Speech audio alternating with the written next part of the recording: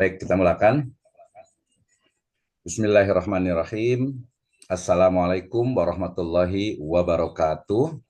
Waalaikumsalam warahmatullahi wabarakatuh. Alhamdulillahirabbil alamin. Wassalatu wassalamu ala asrafil anbiya'i wal mursalin habibana wa nabiyyana Muhammadin sallallahu alaihi wasallam wa ala alihi wa ashabihi wa man tabi'ahum bi ihsanin ila yaumiddin wa ba'd. Qala Allah ta'ala fi kitabihil karim, a'udzu billahi minasyaitonir rajim. Bismillahirrahmanirrahim. Kuntum khaira ummatin ukhrijat linnas ta'muruna bil ma'ruf wa tanhauna 'anil munkar wa tu'minuna billah.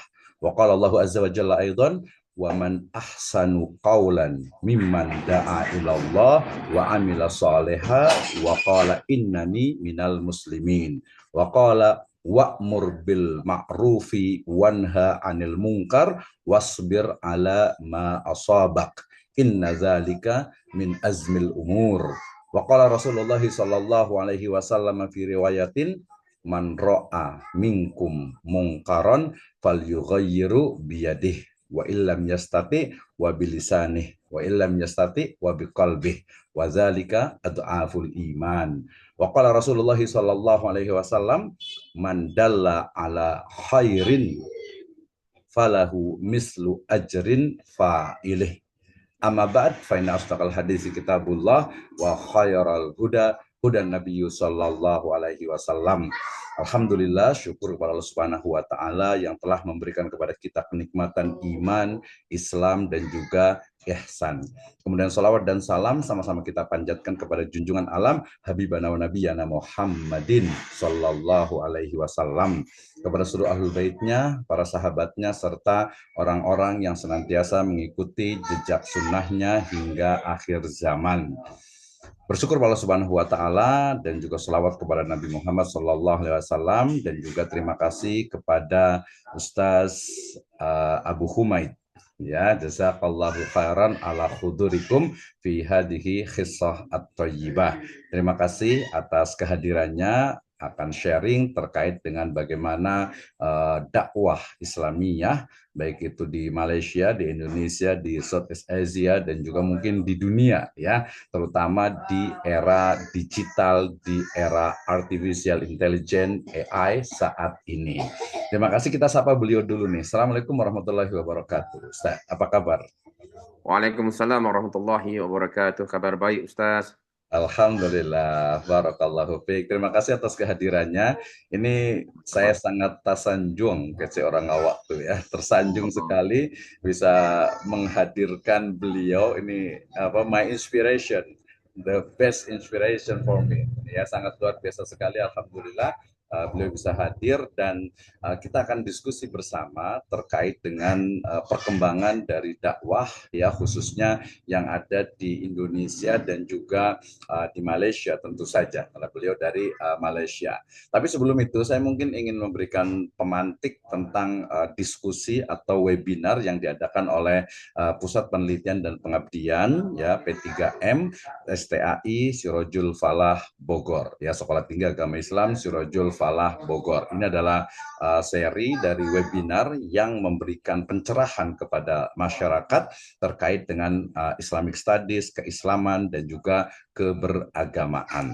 Baik, topik hari ini, ya, kita berbicara tentang bagaimana sebenarnya dakwah Islam, ya, dalam bahasa Arab berarti dakwah Islamiyah, ya. Dakwah Islamiyah ini berkembang, ya, hadir di tanah Nusantara ini, kemudian menjadi bagian tidak terpisahkan. Ya, bahkan kalau di Melayu itu ada istilah bahwa Melayu itu Islam dan Islam itu Melayu, ya, artinya orang Melayu pasti orang Islam. Ini juga sama di wilayah Jawa Barat, di suku Sunda, ya, terkenal sekali bahwa Sunda itu ya Islam, gitu ya. Jadi kalau bukan apa, orang Sunda bukan Islam itu agak-agak aneh, gitu ya. Tetapi pada kenyataannya kalau kita lihat bahwasannya dakwah Islamiyah masuk ke Indonesia itu dengan berbagai warna, dengan tahapan-tahapan yang penuh dengan dengan ya mungkin bisa dikatakan variasi dari mulai datangnya ya, dari mulai datangnya para pendakwah, para mungkin pedagang dan juga dai-dai yang datang ke wilayah kita sebut saja Nusantara ya. Nah, kalau kita lihat ini menjadi pemantik ya Ustadz Abu Humaid nih, terutama terkait dengan bagaimana, kebetulan saya sangat senang sekali dengan sejarah, sehingga kita lihat bagaimana misalnya kalau kita bicara tentang dakwah awal, misalnya kita lihat dari mana sejarah Islam yang ada di Barus, kemudian juga dari beberapa literatur itu juga sebelum adanya Sriwijaya itu sudah muncul perkampungan-perkampungan Islam di wilayah Sumatera Selatan ya. Kemudian sebelum itu tentu saja di wilayah Malaka dan wilayah Malaysia lainnya sebelum itu ya. Tetapi yang menarik adalah karena nanti kita akan diskusi tentang bagaimana karakter keberagamaan dari ya dakwah Islam yang masuk ke Indonesia.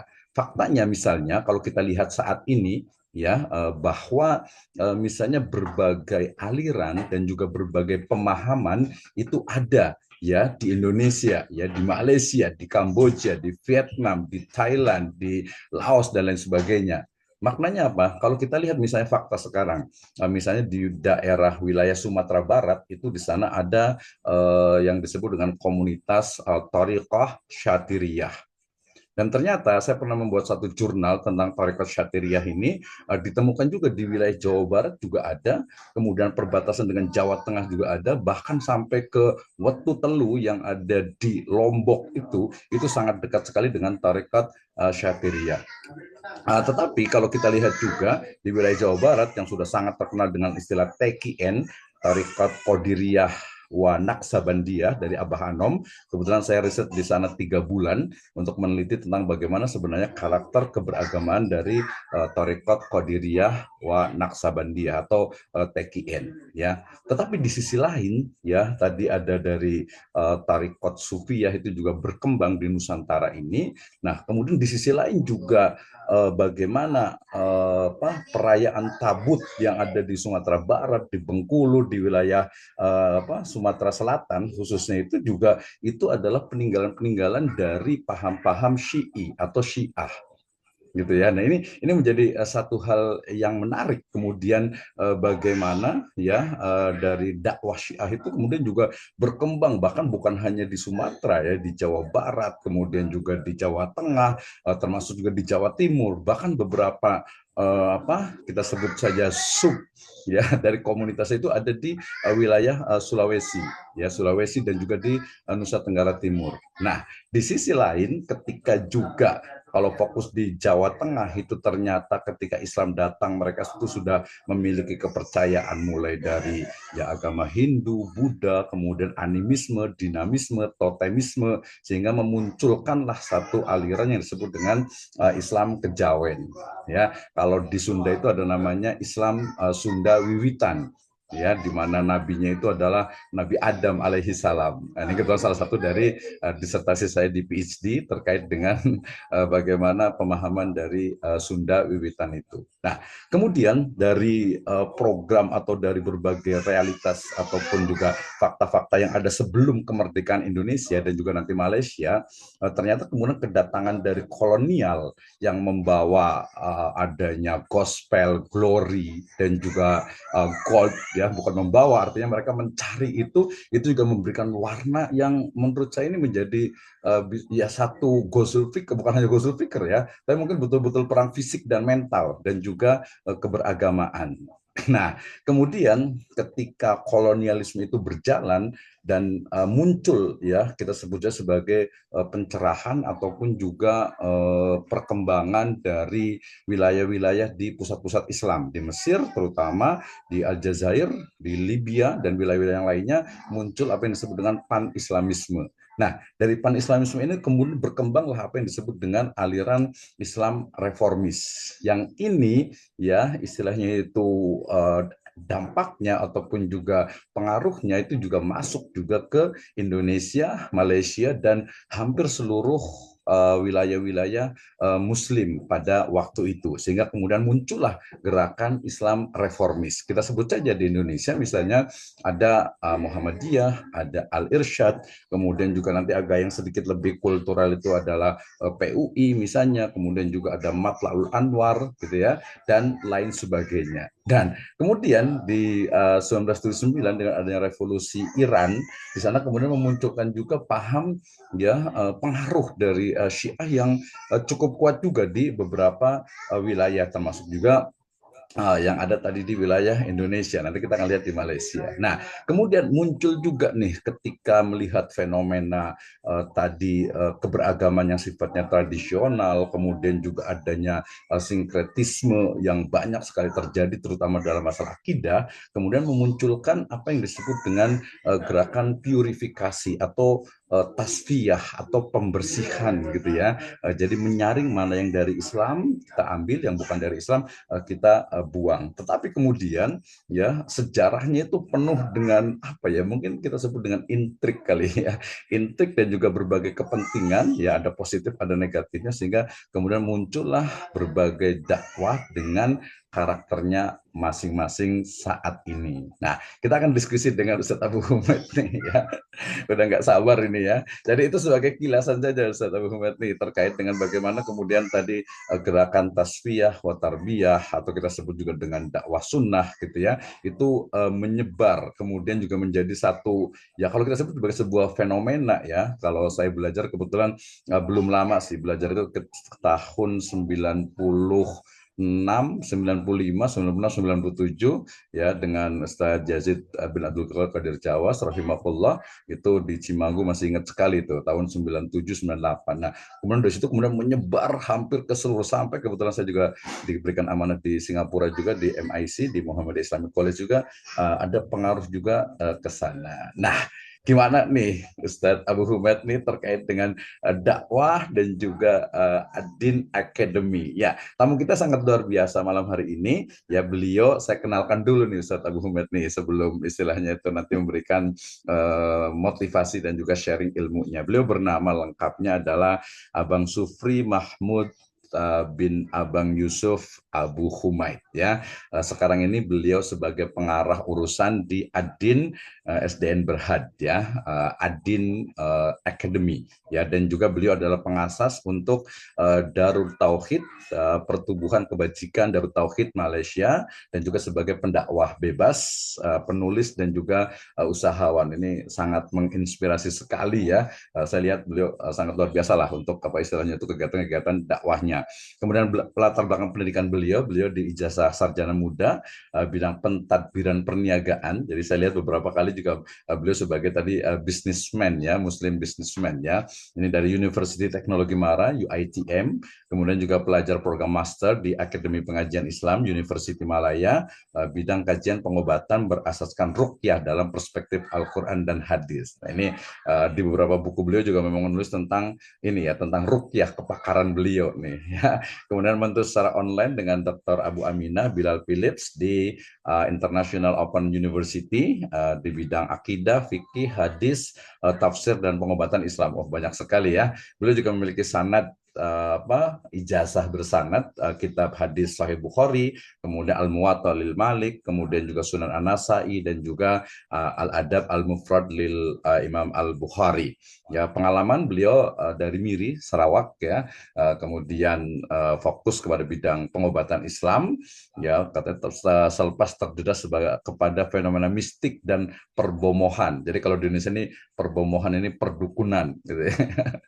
Perbomohan dalam keluarga. Kemudian 2010 fokus mendalami perobatan Islam, bidang Al-Quran dan hadis, dan merawat lebih dari 1.200 pesakit dan melatih lebih dari 200 perawat baharu.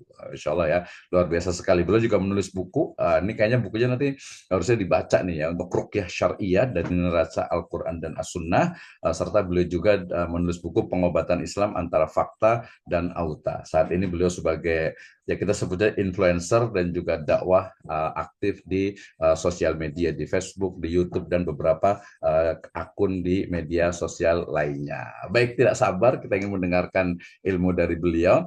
Kepada Al-Ustadz Abu Humaid, fa'alaihi falyatafaddal mashkura. Silakan, Ustaz. Jazakumullah khairan, ya Ustaz Dr. Misno Abu Aisyah. Assalamualaikum warahmatullahi wabarakatuh.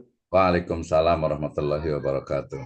Alhamdulillahirabbil alamin wassalatu wassalamu ala nabiyyina Muhammadin wa ala alihi wa sahbihi ajma'in. Amma ba'd. Pertama kalinya saya ingin mengucapkan jutaan terima kasih, jazakumullahu khairan, khusus untuk Al-Ustaz Al-Fadil Ustaz Dr. Misno kerana sudi menjemput, mengundang saya untuk bersama-sama pada malam ini untuk berkongsi sedikit sebanyak pengalaman kami pengalaman kami di Malaysia ini dalam bidang dakwah dan tarbiyah Islamiyah, yang mana saya sangat rasa kerdil sebenarnya. Saya rasa sangat kerdil sebab kita ni bukanlah tokoh dakwah ataupun pendidikan yang besar di Malaysia. Hanya kalau di Malaysia ini kita panggil bilis-bilis saja. Bilis-bilis itu maksudnya ikan bilis kecil ya. saja. Tapi alhamdulillah Allah memberikan kita peluang, kesempatan, direzekikan untuk bersama-sama dalam, kita kata, dalam bahtera perjuangan mendaulatkan ilmu Islam di Malaysia ini.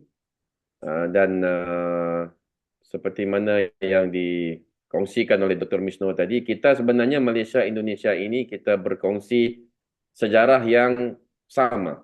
Kita asalnya rumpun yang sama. Kita ini Nusantara ini sebenarnya sebelum 1945 itu kita adalah rantau yang sama.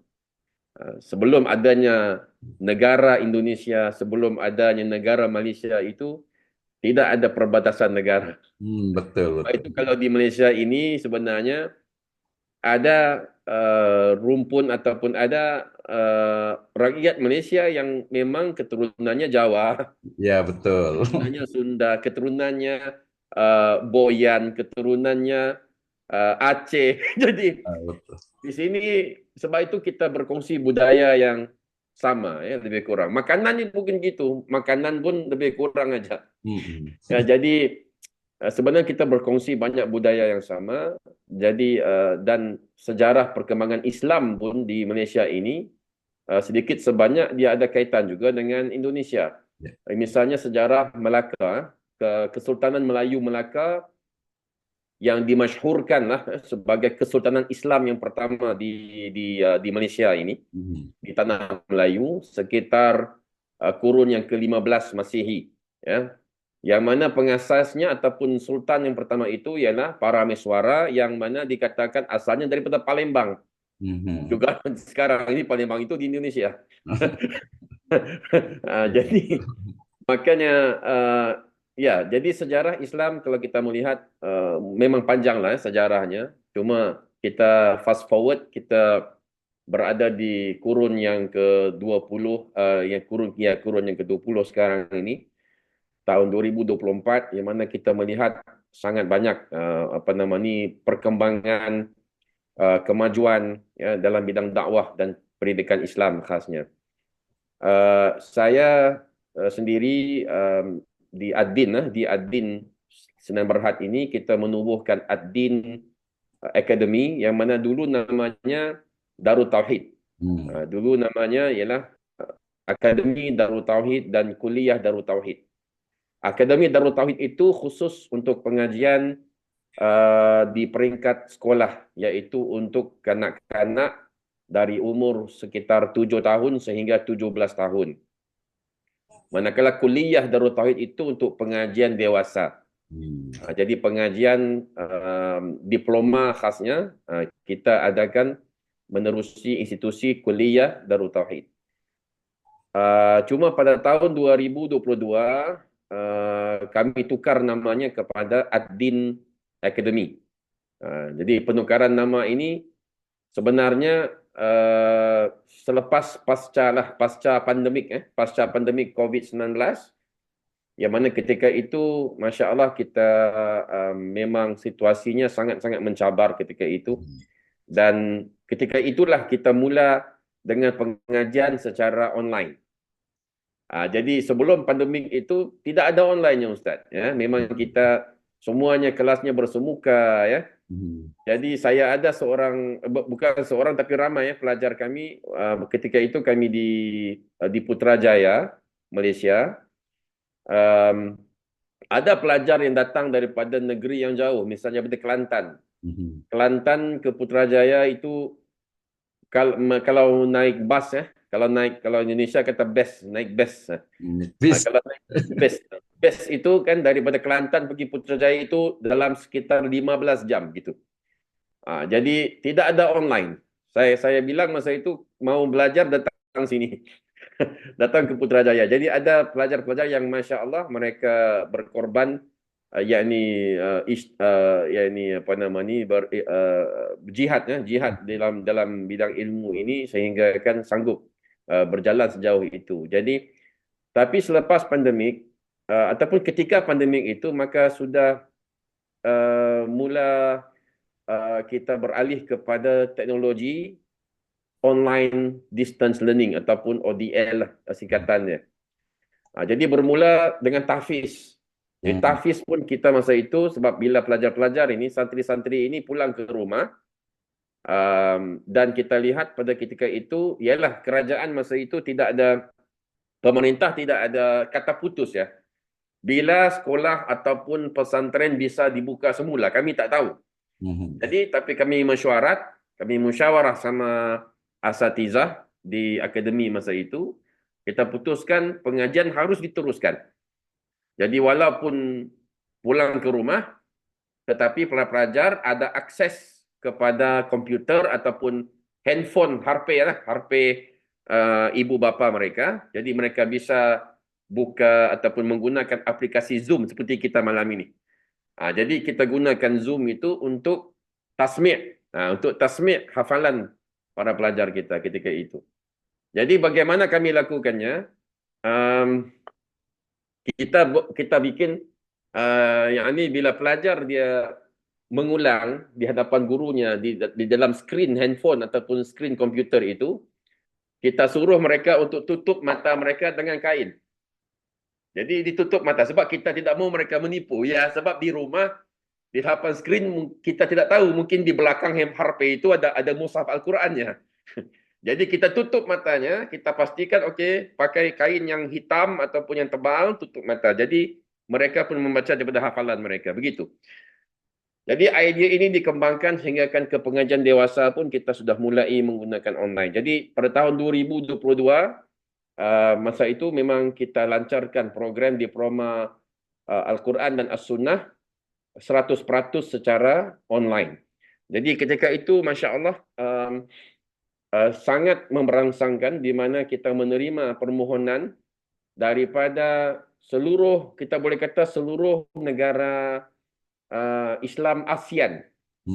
Bukan saja Malaysia, tapi Singapura, Brunei dan Indonesia.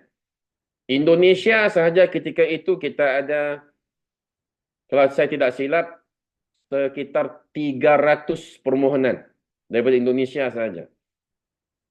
Tetapi ialah tidak semua yang masuk disebabkan faktor-faktor seperti ialah kewangan dan sebagainya. Ada juga faktor macam-macam faktor lah. Tapi ada sebahagian pelajar kita daripada Indonesia, Brunei, Singapura dan sebagainya. Jadi alhamdulillah. Jadi saya lihat potensi pengajian online ini sangat luas. Jadi khasnya untuk perkembangan Islam, khasnya di wilayah kita ini, di Nusantara ini dan juga di dunia amnya. Kerana saya dulu pengalaman dalam bidang pendidikan Islam ini bermula bila saya berkhidmat dengan Al-Fadil Dr. Abu Aminah Bilal Philips, yang mana beliau merupakan inspirasi saya. Ketika saya belajar pun saya belajar dengan dia di institusi dia secara online. Kerana saya asalnya daripada Miri, Sarawak. Miri, Sarawak ini jiran dengan negara Brunei Darussalam. Miri ini sebelah saja dengan Brunei. Jadi masa itu di Miri ya, kita tidak ada institusi, tidak ada universiti macam di Semenanjung Malaysia ini. Macam di Kuala Lumpur kita ada banyak universitas. Ya, ada Universiti Malaya, ada UIA, Universiti Islam Antarabangsa, ada Universitas Kebangsaan, ada Universitas Sains. Banyak universitas ini berdiri di Semenanjung Malaysia. Tapi kalau di Miri itu, dia bandar yang kecil. Jadi bandar kecil yang kalau ada pun satu universiti iaitu Curtin University, Australia. Tapi dia tidak ada pengajian Islam. Jadi ketika itu saya mencari pengajian Islam, macam mana saya mau belajar pengajian Islam. Kerana ketika itu saya pun sudah berumah tangga dan ketika itu sudah sedang bekerja, kan. Jadi saya terjumpa ada seorang sahabat yang rekomendasi agar belajar di institusi Islamic Online University, iaitu yang diasaskan oleh Dr. Abu Aminah Bilal Filis. Maka itulah ya kali pertama saya mempelajari agama Islam ini, ilmu Islam ini secara online. Jadi pengalaman itu yang saya gunakan sampai sekarang lah. Jadi saya bukan sahaja sebagai pelajar beliau, ketika itu tahun 2000, sekitar tahun 2011. Kemudian tahun 2014 saya berhijrah ke Semenanjung Malaysia. Dan tahun 2015, Masya Allah, saya direzekikan boleh berkhidmat dengan Dr. Bilal Philips. Jadi daripada seorang pelajar, saya menjadi seorang juga pengajar di IOU ketika itu. Juga sebagai wakil IOU di Malaysia. Jadi kalau mau cerita tu panjang lah Ustaz ya. Tapi mau cuma saya highlightkan dari segi pengalaman saya dalam bidang dakwah dan pendidikan Islam lah. Jadi kalau pasal bisnes apa itu terlalu banyak, nanti makan masa banyak ya. Next time insyaAllah Ustaz. InsyaAllah. Cuma dari segi dakwah Islamiah, topik kita pada malam ini, saya melihat sebenarnya sangat penting untuk kita manfaatkan teknologi yang ada. Bahkan selain daripada program Islamic Online University itu, sebelum itu lagi sebenarnya saya sudah mula belajar secara online. Lewat YouTube. Jadi YouTube ini sebenarnya satu inovasi internet yang sangat bermanfaat. Yang sangat-sangat bermanfaat. Sebab dengan internet, dengan YouTube itu sebenarnya saya mula menonton banyak video tentang Islam. Ini ketika zamannya saya masih lagi bekerja di dalam korporat masa itu, di dalam bidang oil and gas, minyak dan gas di Sarawak masa itu. Tapi waktu lapang saya malam-malam, pada waktu malam lepas Isyak itu, aktiviti saya itu menonton video-videonya Syekh Ahmad Didat. Jadi Syekh Ahmad Didat ini sebenarnya yang pertama kali yang menginspirasikan saya untuk menjadi seorang da'i. Dia sebenarnya. Tapi saya manfaatkan daripada YouTube. Kemudian, of course, video-video daripada tokoh-tokoh dakwah di Malaysia seperti Sahibus Samahah, Dr. Muhammad Asri, Dr. Maza, Mufti Perlis sekarang, juga sama. Video-videonya juga sangat bermanfaat. Al-Fadhil Ustaz Rasul Dahri di Malaysia juga, Allahyarham, sudah meninggal. Dan tidak ketinggalan juga tokoh-tokoh dakwahnya dari Indonesia. Misalnya Al-Ustaz Al-Fadhil Ustaz Allahyarham, Ustaz Yazid Abdul Qadir Jawas, Ustaz Abdul Hakim Abdad. Ini nama-nama yang saya sebut ini yang Masya Allah yang masyhur, yang videonya di YouTube yang sangat banyak sekali. Dan saya juga mula mengenali Al-Fadhil Ustaz Abu Yahya Badrus Salam. Saya mengikuti kuliah beliau lewat internet masa itu. Pengajarnya Kitab Al-Bislis. Beliau dia mengajar itu, dia bukan YouTube tetapi ada satu situs yang memang saya ingat situs dia mungkin, dan lewat video, bukan video tapi rakaman audio itu. sautiyah. Sautiyah, yakni rakaman audio, dan disertakan fail PDF kitabnya, kitab Talbis Iblis itu dalam bahasa Arab, dalam bahasa Arab. Jadi ketika saya di Miri enggak ada toko kitab Arab, enggak ada, susah. Kalau mau harus pergi ke KL. Ke KL tiketnya saja pulang balik sudah 500-600 ringgit, sekitar 3 juta gitu. 3 juta mungkin. Jadi apa yang saya buat, file PDF itu, saya pergi kedai, saya cetak, saya print, kemudian saya delete-kan di kedai. Jadi itu pengalaman saya lah. Jadi senang cerita beginilah Ustaz. Saya mengenali ilmu Islam ini lewat internet. Jadi think about that. Think about that. So kalau tidak ada teknologi internet ini, saya mungkin tidak kenal apa itu ilmu Islam. Saya mungkin tidak kenal apa itu Al-Quran dan Sunnah, ya, manhaj salaf dan sebagainya. Saya mungkin tidak kenal itu. Tapi alhamdulillah lewat internet ini, teknologi ini ya dapat dimanfaatkan, dan masya Allah begitu ramai sekali ya manusia yang boleh memanfaatkannya. Itulah inspirasi saya, di mana kita teruskan lagi usaha lewat internet ini dengan penubuhan Adin Academy dan pelbagai program yang memang kita lakukan secara online. Jadi diploma yang kita bikin sekarang ni, yang kita sediakan, yang kita tawarkan, diploma asas Al-Quran dan As-Sunnah untuk peringkat asas. Kemudian kita ada juga sijil profesional Al-Quran dan As-Sunnah, dan diploma profesional Al-Quran dan As-Sunnah. Dan program di profesional kita ini diakreditasi, ya, diiktiraf oleh London Examinations Board, LEB singkatannya, dan juga Malaysia Qualification Agency ataupun MQA, yakni Badan Akreditasi Malaysia, diploma profesional kita.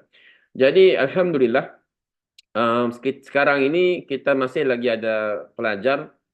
Kalau ikut database kita lah, kalau ikut rekod pelajar kita itu sekitar lebih kurang 200 pelajar yang berdaftar. Jadi alhamdulillah dari seluruh inilah Malaysia, mayoritasnya Malaysia, dan minoritasnya daripada Singapura, Indonesia, Brunei. Alhamdulillah. Jadi itulah Ustaz. Oke, luar biasa sekali nih ceritanya nih ya. Jadi betul-betul pendakwah sejati ini Ustadz Abu Humaid nih. Menarik ya tadi saja. Tadi bicara tentang apa untuk Adin Academy, kemudian juga dakwah tadi mulai dari Miri sampai ke KL gitu. Kebetulan kalau saya baru sampai ke Brunei, sampai ke Kucing itu saja. Kucing pun dulu lewat Pontianak, lewat Jakarta, lewat apa Kalimantan Barat gitu. Oke, menarik Ustadz. Mungkin boleh diskusi ya, mau bertanya saja. Kalau tadi kan di awal tuh saya bicara tentang keadaan di Indonesia, dan tadi disebutkan dakwah di Malaysia juga setali tiga uang sebenarnya gitu ya, tidak jauh berbeda. Saya ingat sekali itu ada kawan di UTM Melaka, Dr. Sabri, beliau mengatakan selalu tuh diingat-ingat tuh kalau untuk ini. Jadi istilahnya itu ketika Malaka diserang oleh Portugis itu kan ada satu syair ya, ada syair ya, bila jatuh bila jatuh bila jatuh kota Malaka, papan di Jawa kita dirikan. Ternyata ada di Jawa lah, di Jakarta itu. Artinya itu batu kekuatan yang sangat kuat sekali gitu ya. Bagaimana ternyata ya antara Malaysia dengan Indonesia ini memiliki banyak sekali kesamaan dan tadilah betul-betul jiran gitu. Kebetulan teman-teman di GB juga di Johor Bahru itu ada Prof. Aminuddin Rusham. Beliau juga biasa di Batu Pahat itu ya. Itu kan orang Jawa banyak sekali di situ tuh. Sehingga khutbah Jumatnya pun pakai bahasa Jawa. Ada yang terbaru juga Dr. Aminuddin Hiksan juga, beliau juga ketika pulang itu ya bicara bahasa Jawa. Ini sebenarnya untuk mengeratkan juga sih, mengeratkan bahwasanya Malaysia dengan Indonesia ini ya setali tiga uang, kita itu saudara sama. Mungkin tapi ada juga beberapa itu yang kurang paham tentang histori ini gitu ya, sehingga kemudian kadang-kadang itu ya biasalah divided at empire gitu ya. Jadi sering diadu-adu nih Indonesia dengan Malaysia, tapi itu lain masalah lah. gitu ya.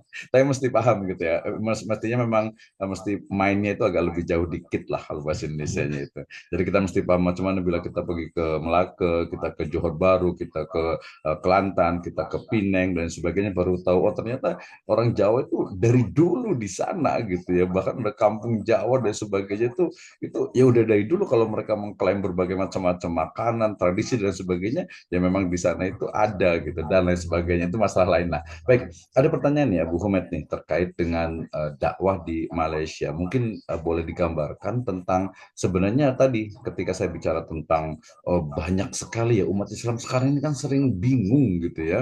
Umat Islam itu bingung dengan istilahnya nih, Islam sebenarnya mana sih, tadi ada Thariqat, ada istilahnya itu Syiah, ada Ahmadiyah, ada Islam Jamaah, kemudian juga ada lagi ya banyak sekali di Indonesia ini paling banyak gitu, apalagi di Bogor itu banyak nabi-nabi palsu biasanya itu. Tapi pertanyaannya pertanyaan pertama nih untuk dari saya nih, Ustaz Abu Humed nih. Jadi bagaimana sebenarnya keadaan Mad'u dan juga mungkin komuniti-komuniti Muslim yang ada di Malaysia? Khasnya mungkin ya wilayah-wilayah di Semenanjung lah. Seperti apa sebenarnya? Silahkan Ustaz. Ya Ustaz, berkaitan dengan kepelbagaian ataupun kepelbagaian ragam beragama ya. Mhm. Kita sedia maklum, kita pun ialah karena dengan adanya teknologi internet dan sosial media ini, maka banyak sekali ya informasi-informasi yang berlegar di internet sehingga kita bisa menyaksikan apa yang sedang berlaku di Indonesia Mhm. dan Mhm. orang di Indonesia pun bisa melihat apa yang sedang berlaku di Malaysia gitu. Mhm. Jadi kalau di Malaysia ini ya ataupun saya ingat mungkin pertama sekali mungkin dari segi perbezaan kita ini ialah sudah tentu sekali dari segi pemerintahnya, Betul. yaitu sistem pemerintahan itu sendiri. Karena kalau di Malaysia ini dia ada dalam perlembagaan Malaysia itu, yakni undang-undang induk dia, dustur negara itu, Mhm. di dalam itu disebutkan pasal tentang Islam adalah agama rasmi persekutuan. Mhm. Bermaksud Malaysia ini dia ada kita panggil apa itu state religion, yaitu Islam adalah agama rasmi Malaysia. Dan apa yang saya faham tentang Indonesia, dia tidak ada peruntukan begitu. Uh, Mhm. Correct me if I'm wrong. Salah, betul kan saya kalau saya Ya, silap. tabu, Tapi yang tabu. Lanjut. kan Mhm. saya baca Mhm. Pancasila itu tidak secara eksplisit menyebutkan Islam sebagai negara agama rasmi Indonesia. Jadi dari situ mungkin puncanya disebabkan itu maka di Malaysia ini pemerintah sangat menjaga sekali Mhm. perkembangan agama dan juga apa sahaja hal ehwal berkenaan agama Islam. Sehingga kan kalau mau bina langgar Mhm. surau mau bina Surau, langgar masjid. Mhm. perlu izin pemerintah, mau bina masjid, mau bina madrasah, mau nikah, mau apa semua harus dengan izin pemerintah. Mhm. Jadi dia punya kita katakan undang-undang berkaitan agama Islam ini dia sangat sangat rigid, dia sangat ketat sekali. Ada pros and cons ya, tetapi kalau kita lihat mungkin sebab itulah di sini di Malaysia ini kalau ada mana-mana pihak ataupun mana-mana kumpulan yang mula menyebarkan ajaran yang sesat ya ataupun ajaran yang bertentangan dengan Ahlus Sunnah wal Jamaah yang menjadi pegangan mayoritas Mhm. penduduk Islam di negara ini, maka ia cepat sekali ya dibanteras oleh pemerintah. Mhm. Karena dia memang sudah ada peruntukan undang-undang itu. Mhm. Misalnya di anakmen ataupun undang-undang agama Islam di Selangor misalnya, Mhm. sudah dituliskan ciri-ciri ajaran sesat itu bagaimana. Gitu. Jadi sebab itu kalau antum di Indonesia mengikuti perkembangan di Malaysia mutakhir ini, Mhm. kecoh ataupun sangat apa nama ni kita kata apa sangat repot sekali dengan isu GISB, Mhm. Global Ikhwan Neighborhood Holdings itu.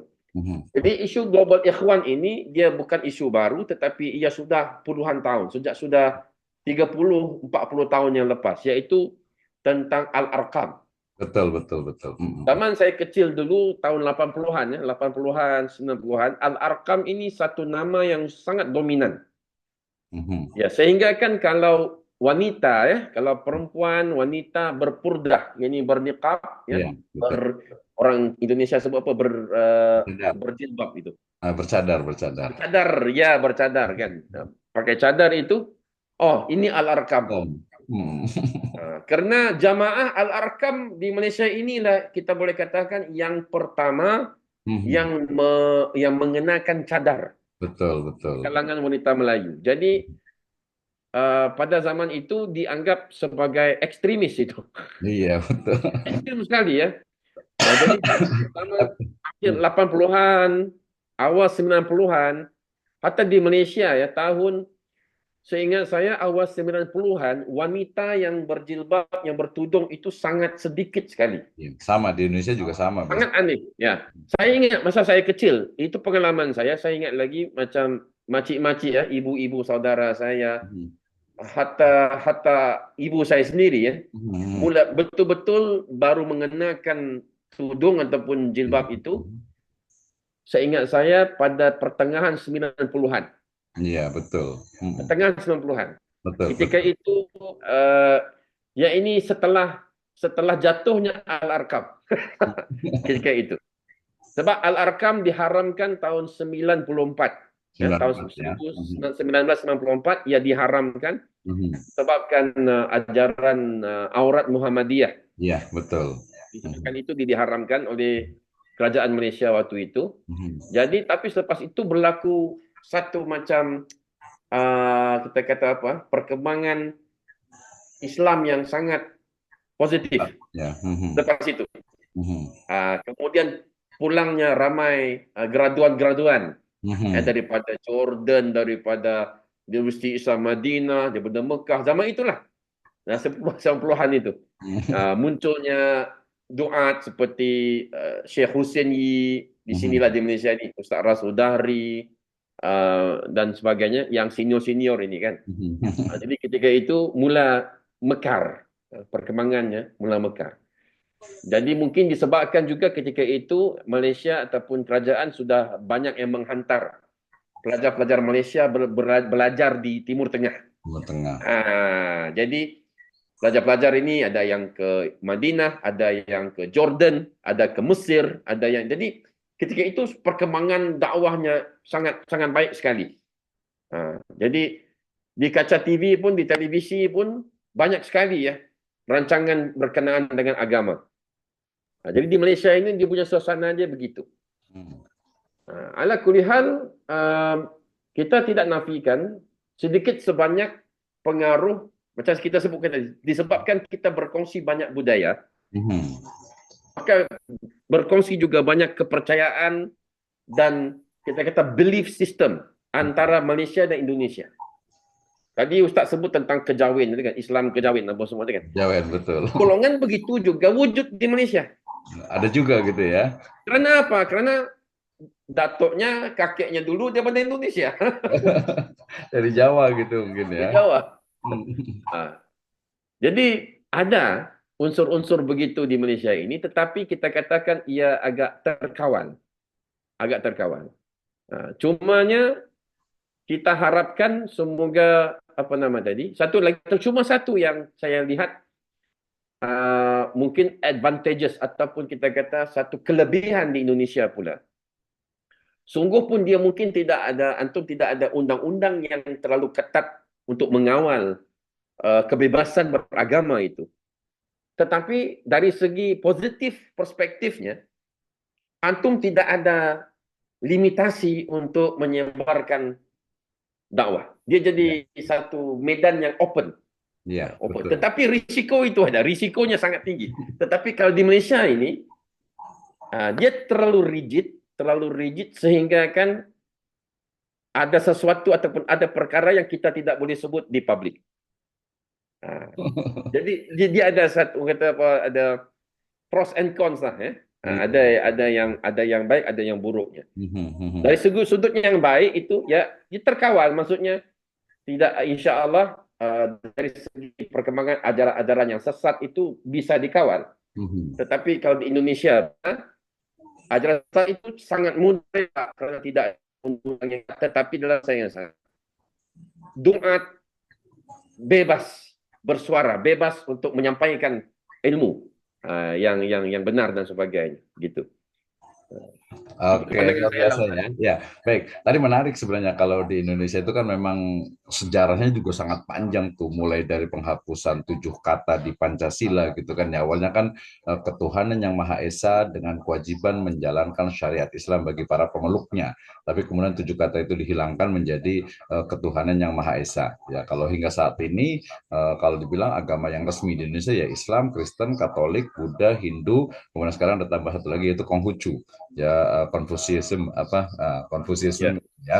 Nah, tapi menariknya memang betul tadi saya setuju ya bahwa ada positif ada negatifnya gitu ya. Jadi ketika misalnya di Indonesia ini memang secara khusus untuk istilahnya itu batasan itu tidak ada. Jadi kita lebih bebas. Misalnya nanti kalau kita nanti kita bicara tentang dakwah sunnah misalnya di Indonesia itu ya bebas-bebas aja gitu ya. Walaupun ya konflik horizontal juga terjadi juga di Bogor sini di tempat itu cukup banyak juga, tapi itu nanti. Nah, tapi kemudian yang menarik itu juga tadi kalau di Indonesia sini kebetulan kami di Bogor ada kawasan namanya Sentul City, di situ juga pusatnya Global Ikhwan itu di situ. Jadi kalau saya kangen Malaysia, Singapura itu di situ memang ada kafenya Global Ikhwan ke situ, jadi bisa makan roti canai, bisa makan minum teh tarik, bisa makan macam-macam lah. Memang orang Malaysia yang jualan di situ gitu ya. Menarik ya. Tapi itu memang sekarang memang sedang ramai di di Malaysia ya. Sekarang juga menjadi global event. Ada sekolahnya, ada toko rotinya, ada swalayannya, ada kafenya, banyak lah. Memang itu sudah ini. Termasuk di Semarang juga ada juga global event dan beberapa kota di Indonesia ya. Itu menarik juga. Tapi kembali ke tadi, mungkin begini maksud saya saat Abu Hamid nih. Jadi kalau kita petakan gitu ya, itu kan ada yang mungkin kita sebut saja Islam yang reformis. Reformis itu artinya mungkin dari awal dulu yang mungkin tradisionalis. Kalau kita bicara tradisionalis bukan berarti lebih baik atau tidak baik, bukan. Tapi dari sisi karakternya, mungkin lebih ke arah tadi tradisionalis itu dia lebih ke kultural gitu ya. Sementara ada yang reformis. Tadi saya menyebutnya ya ini adalah efek pengaruh dari pemikiran-pemikiran pan-Islamisme, Jamaluddin Al-Afghani, Muhammad Abduh, Rashid Ridho, termasuk tadi mungkin Syekh Muhammad bin Abdul Wahab dan sebagainya yang masuk dan menyebar ke seluruh, jadi masuk ke Indonesia. Nah, permasalahannya kalau kita bicara yang sekarang itu kan ya terjadi apa ya? Mungkin api dalam sekam gitu sebenarnya itu. Api dalam sekam dan saya rasa ini masyarakat tuh harus dicerdaskan gitu ya. Harus ada sosialisasi, harus saling memahami mana yang mungkin dia sifatnya itu mungkin apa ya, ya oke lah mungkin ada setuju ada tidak ya, ini adalah masalah usul, ini adalah furu, tapi ada hal-hal yang mungkin sifatnya itu mungkin fikih, sifatnya itu mungkin oh ini bisalah ditoleransi gitu, oh ini nggak bisa nih karena terkait dengan tadi perbomohan, perdukunan, ya kalau di Indonesia di TikTok itu apalagi ramai tentang cek hodam gitu ya dan lain sebagainya. Itu kan tetap saya itu maksud saya itu kenapa acara ini diadakan itu untuk menyampaikan bahwa ini loh harusnya dakwah itu ya ada urutannya seperti ini gitu ya. Jadi urutannya mungkin dari masalah akidah, tauhid, ya manhaj, kemudian juga pemahaman-pemahaman yang lainnya tanpa tadi ya mengajak bukan mengejek katanya gitu ya. Jadi ya udah oke lah kita seperti itu. Jadi gimana karena gini yang setahu saya nih tadi kan yang itu udah gue setahu saya kalau salah mohon diingatkan. Jadi bedanya kalau di Indonesia itu tadi memang misalnya kita punya MUI ya punya MUI Majelis Ulama Indonesia. Di sana itu kumpul semua dari Muhammadiyah, Persis, NU, Matahul Anwar, PUI dan lain sebagainya. Tapi mereka tidak istilahnya itu menjadikan oh satu gitu ya harus ini. Sementara tadi misalnya kalau di Malaysia itu ya swaja gitu kan ya sehingga seolah tuh kalau yang lain tuh agak agak sulit nih, agak berat gitu. Jadi kayak gimana nih sebenarnya nih keadaan dari sisi keberagamaan perspektif tradisional dan reformis dari sisi keberagamaan masyarakat khasnya di Malaysia. Saya pernah dengar juga katanya di Perak gitu. Saya baru sampai ke Kepala Batas sana di Penang itu.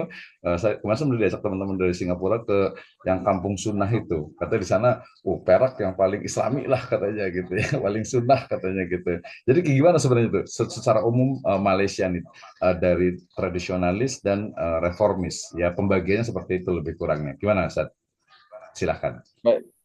Ya, Ustaz, perbahasan yang sangat menarik sekali tentang aliran tradisionalis serta aliran reformis. Ya, Mhm. satu sejarah yang panjang, Ustaz. Cuma kita boleh simpulkan begini, yaitu um, dia kalau kita sebut nama-nama seperti Jamaluddin Al-Afghani, ya, Mhm. Muhammad Abduh, eh, Mhm. Rashid Redha dan sebagainya, mereka ini sebenarnya diinspirasikan ataupun terinspirasi disebabkan oleh gerakannya Syekh Muhammad Abdul Wahab Hmm. di Najd. Najib ya, Hijaz. Ketika itu ya satu satu cetusan yang sangat luar biasa. Karena kalau kita lihat sejarahnya, bahkan ini juga disebutkan oleh Al-Imam apa namanya As-San'ani, Mhm. Al-Imam Muhammad bin Ismail As-San'ani, eh, yang sama hidup zamannya, yang satu zaman hidupnya dengan Syekh Muhammad Abdul Wahab, sungguh pun mungkin nggak pernah berjumpa, tetapi apa yang disifatkan, digambarkan oleh para ulama yang sezaman dengan Syekh Muhammad Abdul Wahab ketika itu ialah tanah Najd ataupun tanah Arab itu ya, Mhm.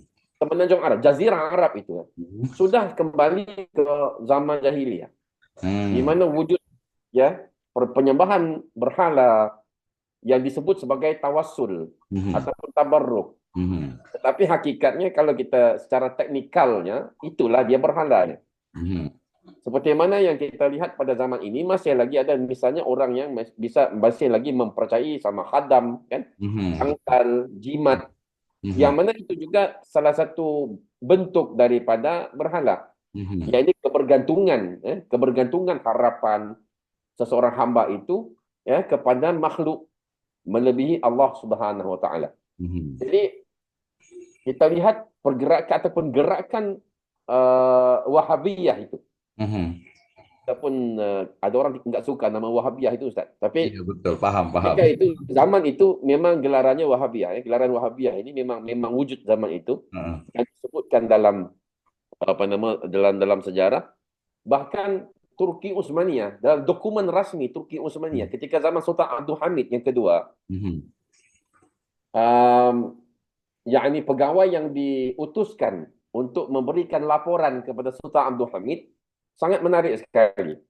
Kalau saya boleh bacakan, ya saya nggak ingat tepat dia punya ayat, tetapi lebih kurang pada akhir kurun ke-18, Mhm. suasana di Jazirah Arab ketika itu digambarkan sebagai sudah Islamik Mhm. berkat hasil gerakan Syekh Muhammad Abdul Wahab. Mhm. Jadi gerakan itu menjadikan inspirasi kepada Jamaluddin Al-Afghani yang kemudiannya Betul. menginspirasikan Muhammad Abduh di Mesir, Mhm. anak muridnya Rashid Redha, dan Mhm. yang sangat menarik sekali tokoh-tokoh salafiyun, tokoh-tokoh ulama salafi semisal Syekh Nasiruddin Al-Albani Betul. rahimahullah yang juga terinspirasi dengan majalah Al-Manar, Oh, yakni benar. majalahnya Betul, betul. Syekh Rashid Redha. Mhm. Betul. Kalau tidak ada jasa Syekh Rashid Redha ini, maka tidak ada Syekh Al-Albani. Tidak akan ada juga tokoh-tokoh semisal misalnya Syekh yakni Ali An-Nadwi, Betul. ya, Mhm. yang mana kalau mereka ini saya katakan Syekh ada An-Nadwi tidak ada, mungkin tidak ada Universitas Islam Madinah sekarang. Iya, betul. Tidak ada Satu membekas Saudi. saya katakan ya sebagai satu evolusi, Ustaz. Dia satu evolusi, dia saling berkaitan itu. Betul. Dan di zaman itu juga kalau kita patah balik itu di tanah Arab, kalau kita patah balik ke rantau kita ini, Mhm. zaman itu ya kurun ke-18, awal kurun ke-19 itu. Ya, itu dikata apa ini zaman time frame Mhm. itu Mhm. Mhm. berlaku kebangkitan nasionalisme. Ya, betul. Bersamaan dengan Ya, kebangkitan Islam. karena Ya. ya Mhm. karena ketika itu jatuhnya Turki Utsmaniyah Betul. akhir kurun ke-18, ataupun awal kurun ke-19 Hmm. yang mula membangkitkan orang Islam daripada tidur. Hmm. Ya, mereka mula yani bila ramai sekali ya orang-orang misalnya Kiai Ahmad Dahlan, Betul. pendiri Hmm. Muhammadiyah, pergi ke Hmm. Mekah, ya, dia buat haji, Betul. Hmm. kembali semula ke Indonesia dan mulakan gerakan Muhammadiyah itu. Jadi kita panggil ini sebagai gerakan reformis. Iya, betul. Jadi setelah mereka melihat, mereka menyaksikan yakni kejayaan Hmm. gerakan dakwahnya Syekh Muhammad Abdul Wahab itu, maka mereka kembali ke tanah air dan mereka mula mengatakan, oh ini tidak ada asal daripada Islam. Ini Betul. bid'ah, ini khurafat, ini perkara syirik, ini apa ni sesajen apa ini semua syirik. Lalu antum Wahabi. Ah, Karena ciri dakwahnya itu mirip, ini serupa dengan. iya, betul, betul. Iya, betul. Jadi saya lihat kita kata apa kan? Kita lihat pada zaman kita ini tahun 2024 ini kesan kita kalau alam semesta ini dipanggil Big Bang ya, Mhm. cetusan itu. Jadi cetusan dakwah itu masih lagi dirasai sampai sekarang. Betul. Mhm. Jadi ia masih kita kata masih expanding, dia masih lagi berevolusi. Mhm. Jadi dia tidak akan berhenti ini Ustaz. Sebab Allah Subhanahu Wa Taala melalui lisannya Nabi Sallallahu Alaihi Wasallam menyebutkan umat ini akan dibangkitkan setiap 100 tahun itu seorang mujaddid. Betul. Setiap kurun itu akan ada mujaddidnya. Ya, Mhm. jadi ia satu perkara yang akan sentiasa berevolusi dan saya lihat sekarang ini evolusi yang sangat-sangat perlu untuk kita beri perhatian ialah munculnya teknologi AI.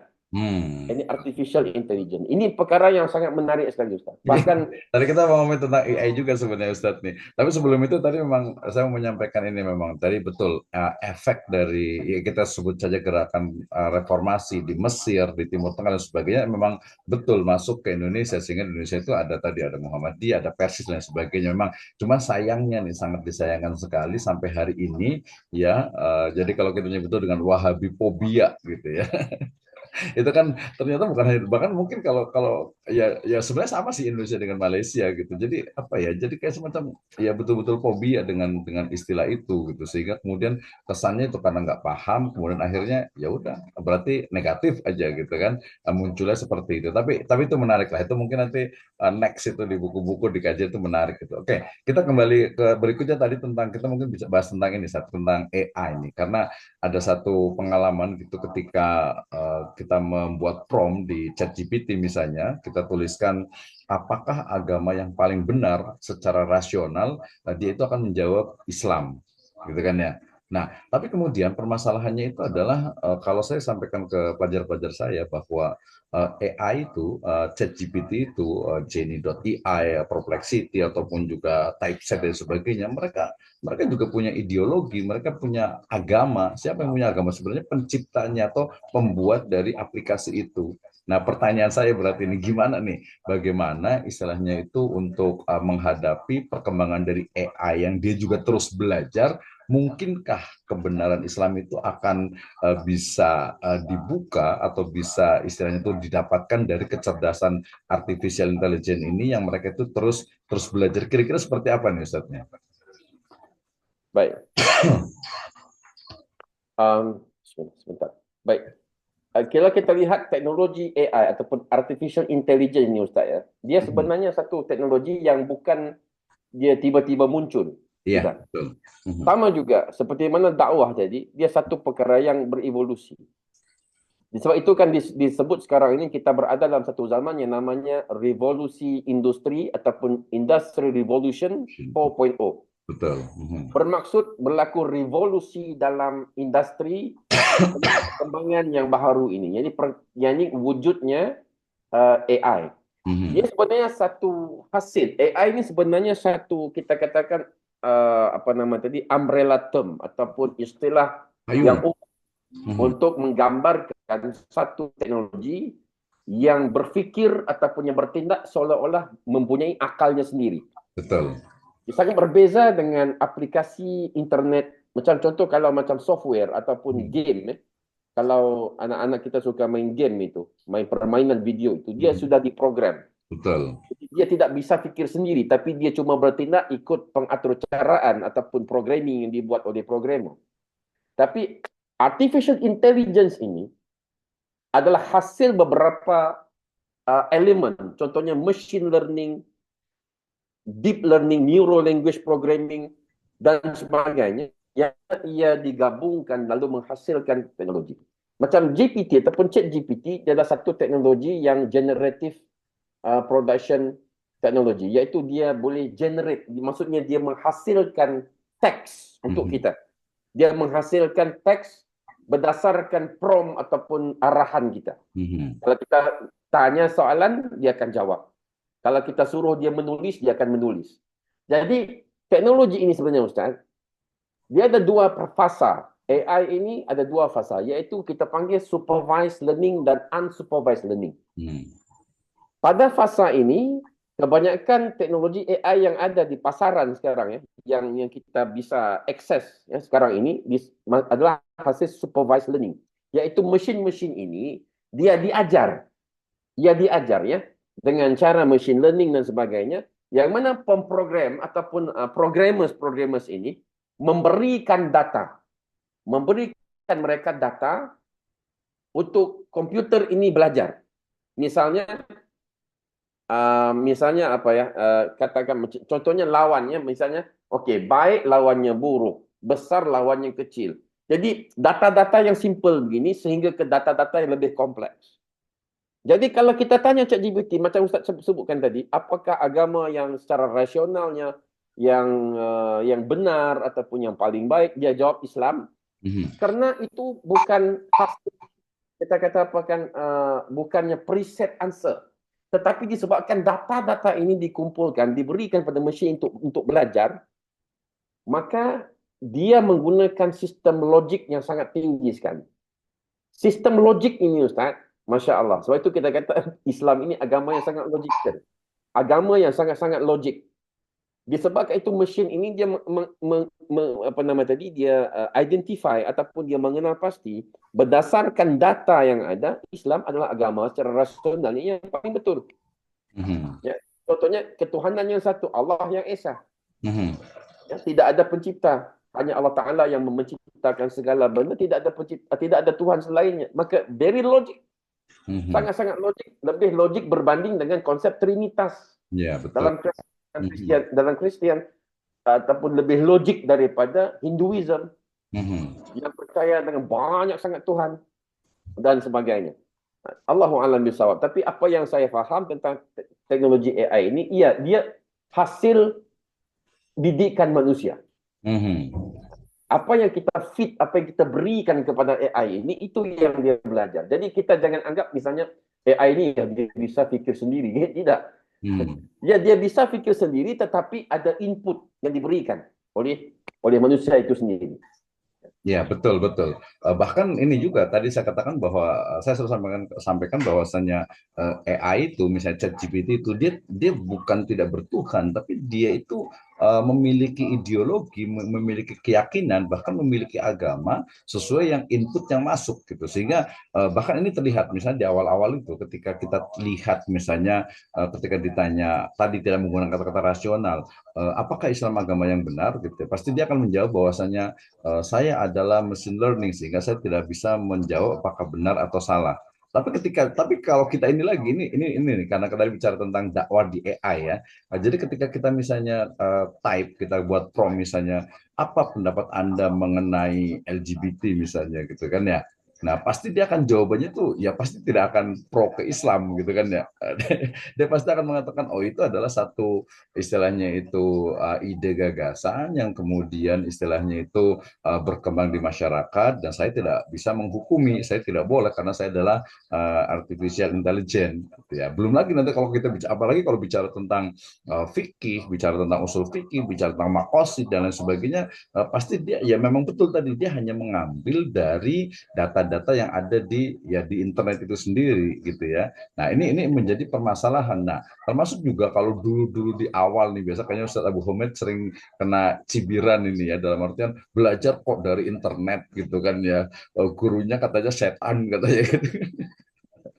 Belajar nggak talaki gitu, nggak kayak ini, tapi itu kan dulu gitu. Tapi sekarang kemudian kalau kita berubah, misalnya sekarang itu ya udah kita belajar agamanya itu ke ini aja, tadi kan lebih logik gitu kan ya, ke AI misalnya gitu kan ya. Nah sekarang juga ada ChatGPT yang khusus untuk Islam juga, ada juga itu kan, sedang sedang dikembangkan juga. Nah berarti tadi pertanyaan tadi memungkinkan ya, dari kalau ukurannya adalah logik atau tidak logik, rasional atau tidak rasional gitu kan ya. Ya kan, jadi mungkin mungkin sangat mungkin. Terus mungkin pertanyaan tentang ya, ini satu lagi terakhir nih. Jadi gimana, seperti apa sih sebenarnya umat Islam itu menyikapi dari perkembangan artificial intelligence ini, khususnya mungkin apakah dia bisa menjadi sumber belajar, atau apakah dia juga bisa menjadi istilahnya itu teman untuk diskusi gitu ya, dan lain sebagainya dari AI ini. Kemudian mungkin apakah ada mungkin sesuatu yang harus kita waspadai, umat Islam harus waspadai dari AI itu sendiri. Misalnya kalau kita bicara tentang Israel misalnya gitu kan, mungkin dia akan berbeda tuh ininya gitu ya, apa jawabannya. Nah, seperti apa nih? 3 pertanyaan berarti ini. Silakan Ustaz. Baik. Pertama sekali kita harus paham bahwa AI ataupun artificial intelligence ini adalah alat, ya Mhm. tools. Betul. Kita harus apa nama nih? Kita harus apa nama tadi, stand on Mhm. this premise, yaitu AI adalah alat, ia bukan tujuan maksud. Betul. Seperti alat-alat yang lain ataupun apa sahaja tools ataupun platform yang ada. Misalnya zaman dulu ketika mula-mula Facebook ini terkenal, Ustaz. Facebook ya, Facebook, Betul. Twitter, ramai ataupun banyak sekali soalan kepada para masyayikh. Mhm. Oh, yakni istighdami Facebook, internet. Mhm. Apa hukum menggunakan internet? Mhm. Apa hukum menggunakan Twitter? Apa hukum menggunakan YouTube? Kebanyakan masyayikh ini akan jawab, kau anggap Betul. saja alat apa nih, platform-platform ini Mhm. umpama pisau, sikin, Ya, betul. sikin, kau pakai macam mana pisau itu? Kalau kau gunakan untuk kebaikan, akan membuat untuk kebaikan. Mhm. Tapi kalau kau gunakan pisau itu untuk kejahatan, maka ia pergi kepada kejahatan. Hmm. Sama juga dengan AI. Bagi saya, Ustaz, kita umat Islam harus, satu yang pertama sekali, ia fardu kifayah. Hmm. Fardu kifayah untuk orang Islam menuntut ilmu, apa saja ilmu yang berkaitan dengan pembangunan AI. Mhm. Karena pada hari ini kalau kita lihat dari segi hardware-nya, yakni prasarana infrastruktur teknologi AI itu, dia Mhm. punya GPU-nya, Mhm. ya, maksud GPU ini mesin, ya, mesin yang memproses data-data ini dihasilkan dan dikendalikan oleh orang-orang kufar, Mhm. Benar. ya. Mhm. Dan software ataupun programming ataupun operating system yang membolehkan teknologi ini digunakan oleh manusia juga dikuasai, dimonopoli oleh orang-orang kufar. Mhm. Masalah Google ada Google AI-nya, Gemini, Mhm. Betul. ChatGPT, OpenAI, ChatGPT, ada Meta AI, ya Facebook ya, Meta AI. Mhm.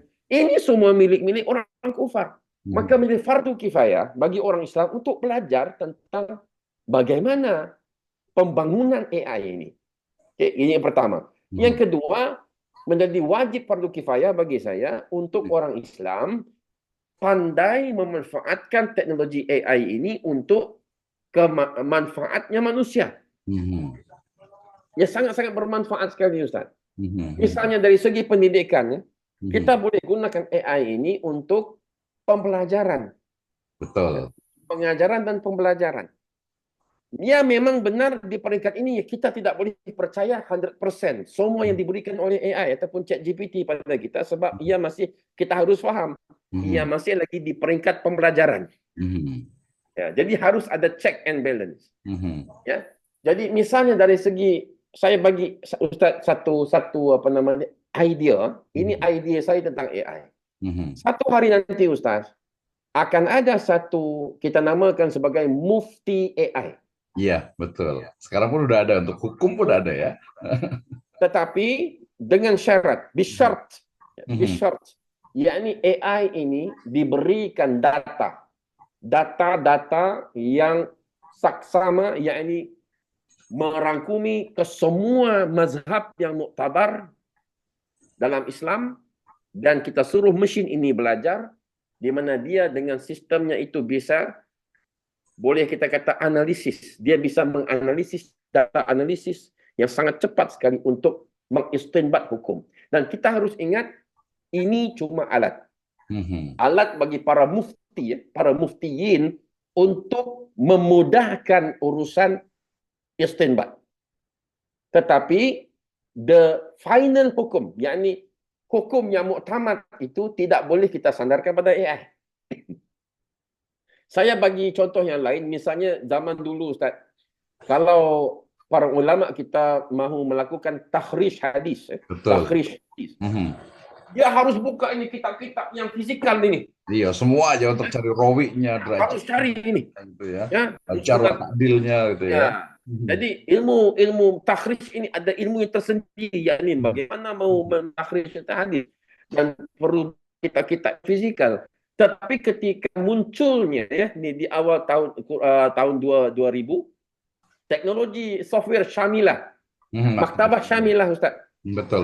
Saya pakai juga. sangat memudahkan, Masya Allah.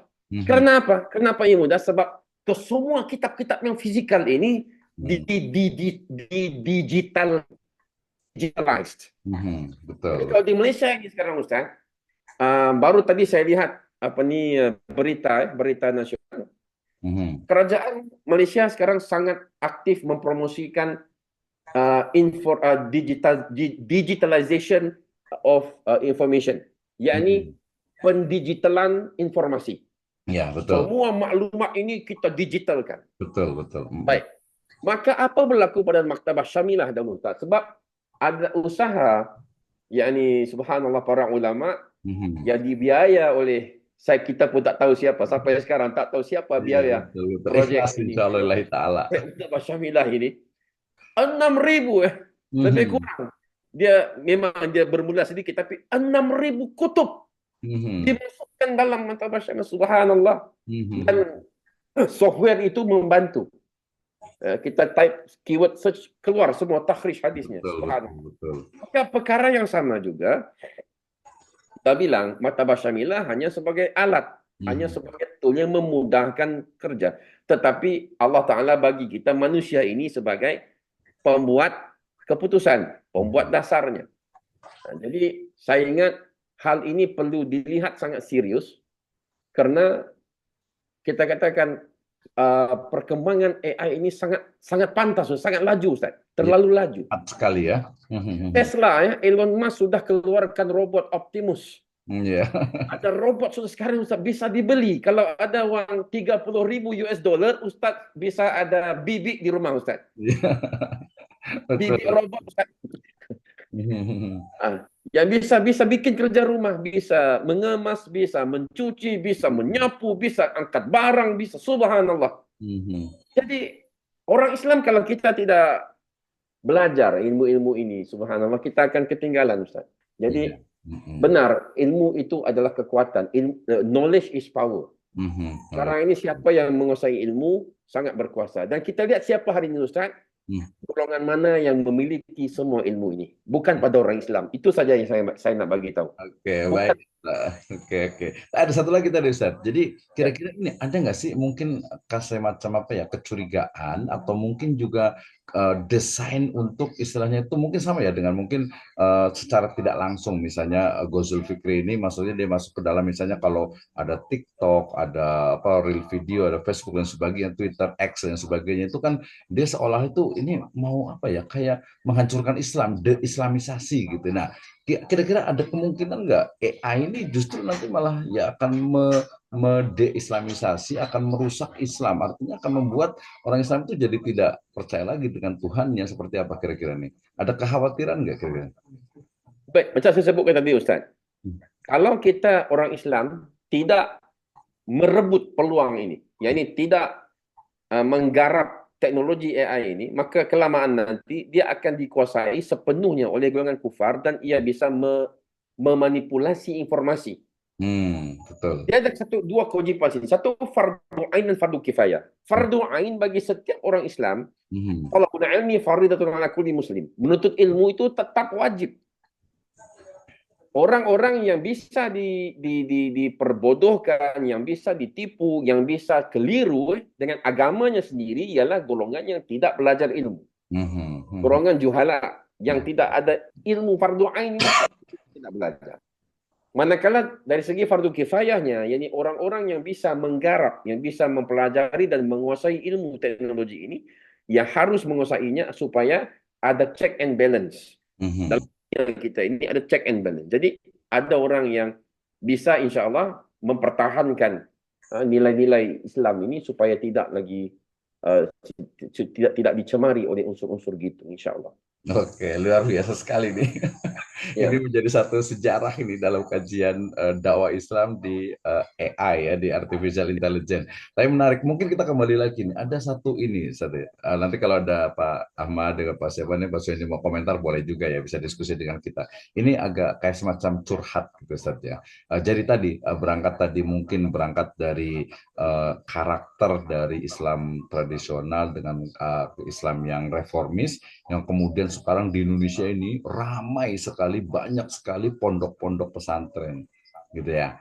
Nah, pondok pesantren yang mereka tuh memiliki karakter yang tradisional dan juga yang modern, yang reformis sampai ke perguruan tinggi juga ada yang istilahnya perguruan tinggi yang tradisional, ada perguruan tinggi yang sunnah, ada perguruan tinggi yang syiah, ada perguruan tinggi yang Ahmadiyah, ada perguruan tinggi yang istilahnya itu apa ya sekuler dan lain sebagainya. Termasuk tadi ke pondok ya. Sebenarnya nanti pondok juga masuk ke university juga.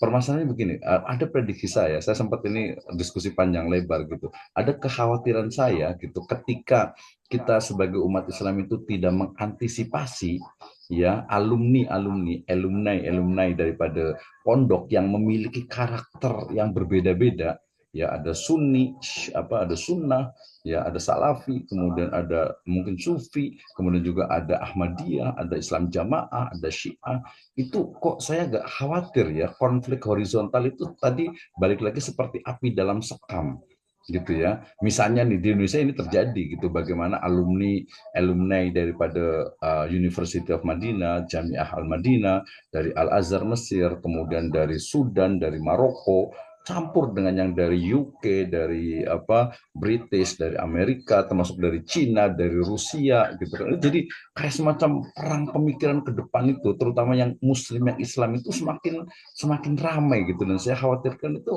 nanti malah apa? Ya tadi konflik horizontal sesama umat Islam dan itu terjadi. Saya nulis buku judulnya itu apa Air Mata Lelaki Biasa gitu ya itu sebenarnya cerita tentang bagaimana saya itu sedih sekali ketika melihat umat Islam kok saling menyalahkan gitu ya saling menyalahkan nah nanti kalau menurut saya sih ya mungkin bisa jadi ada salah ada benarnya tapi saling bermusuhan ini menganggap begini mudah sekali menyalahkan dan sebagainya gitu termasuk juga kalau nanti pertanyaan berikutnya jadi ini prediksi saya itu kira-kira menurut saya itu kayak gimana itu pertama yang kedua mungkin nanti boleh jelaskan ya tentang dakwah sunnah yang ada di Malaysia karena di Indonesia ini juga cukup panjang ya kalau kita hitung saya dari 90 berarti sudah lebih kurang 30 tahun. Ini yang menggunakan kata-kata manhaj salaf ataupun salafi gitu ya. Nah ini menjadi menarik. Tapi pertanyaan saya pertama dulu Ustaz. Jadi gimana nih prediksi tentang alumni-alumni lulusan dari pondok ataupun dari pesantren ataupun dari perguruan tinggi yang memiliki karakter masing-masing itu kira-kira ketika berjumpa di masyarakat itu akan seperti apa ke depannya gitu ya.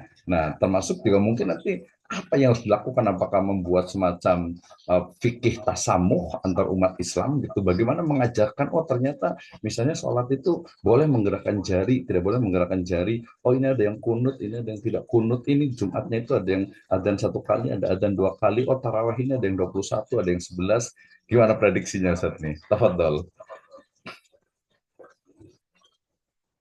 Iya, saya lihat ada dua persoalan. Yang pertama tadi ialah tentang perbedaannya yang bisa menjadi api dalam sekam istilahnya. Ya, betul. Ya, saya tidak nafikan Ustadz. Kita begini,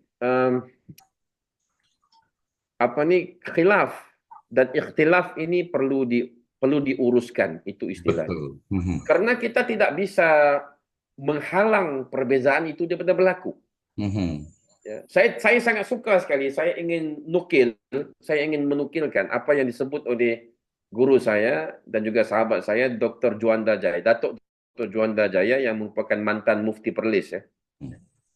Beliau mengatakan begini, ya akhi, engkau tak payah, dia kata gini, antum enggak perlu lihat jauh-jauh. Cukup kita lihat dalam Ahlus Sunnah ini saja, kita ada 4 mazhab. Iya, betul.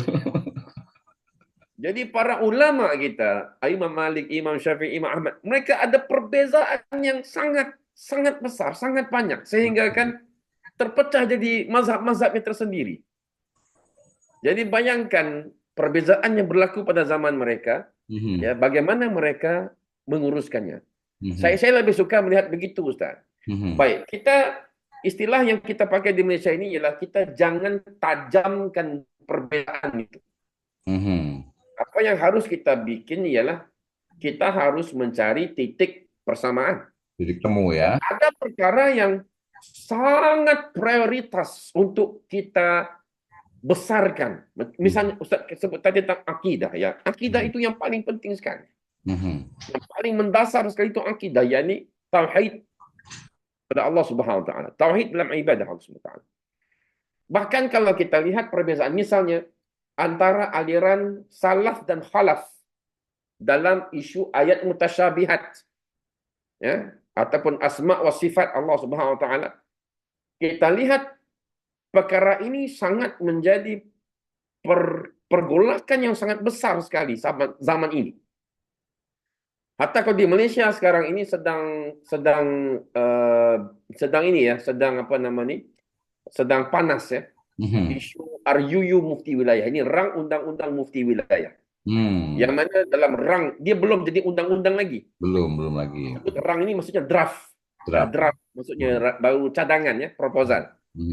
Proposal rang undang-undang Mufti Wilayah yang mana didefinisikan Ahlus Sunnah wal Jamaah itu hanyalah Asy'ariyah dan Maturidiyah. Iya, betul. Lalu kita tanya, lalu kok di mana ahli asarnya, ahli hadisnya di mana? Sedangkan kita belajar ya, daripada zaman dahulu lagi, dalam buku-buku teks pendidikan Islam di Malaysia ini, tahun 70-an, tahun 80-an, disebutkan Ahlus Sunnah itu ada 2 golongan, itu salaf dan khalaf. Salaf ialah golongan yang menerima dalil-dalil ayat-ayat mutasyabihat tanpa mentakwil, manakala khalaf ialah golongan yang mentakwil.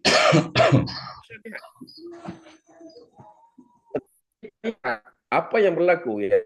Inilah kerjanya iblis ya. Ini talbis iblis ya Ustaz. Di mana perbezaan yang sebenarnya bukan menjadi dasar ya. Yakni ayat asma dan sifat. Yani ia asma dan sifat ini sangat penting ya. Betul. Tetapi Ustaz, para rasul diutuskan untuk apa Ustaz? Walaqad ba'atsna fi kulli ummatin rasulan an ya'budullaha wajtanibut taghut. An ya'budullah ini menyembah Allah, mengesahkan Allah dan ibadah dan menjauhi taghut.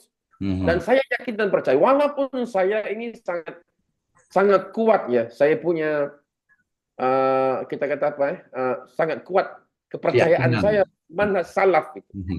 Ya. Tetapi saya sama sekali tidak pernah mengkafirkan saudara-saudara saya yang Asy'ariyah ataupun Maturidi. Karena pada saya, walaupun dia pegangannya Asy'ariyah ataupun Maturidiyah, mereka sama sekali tidak menghalalkan penyembahan berhala, Ustaz. Betul. Bahkan a'imah kita, Al-Imam An-Nawawi, Al-Imam ya, ataupun Al-Hafiz Ibnu Hajar, As-Sanusi dan sebagainya yang beraliran Asy'ariyah, Al-Imam Al-Juwaini, Ibnu Haramain, tidak sama sekali tidak pernah menghalalkan tamimah ataupun istighasah pada orang yang sudah mati dan sebagainya.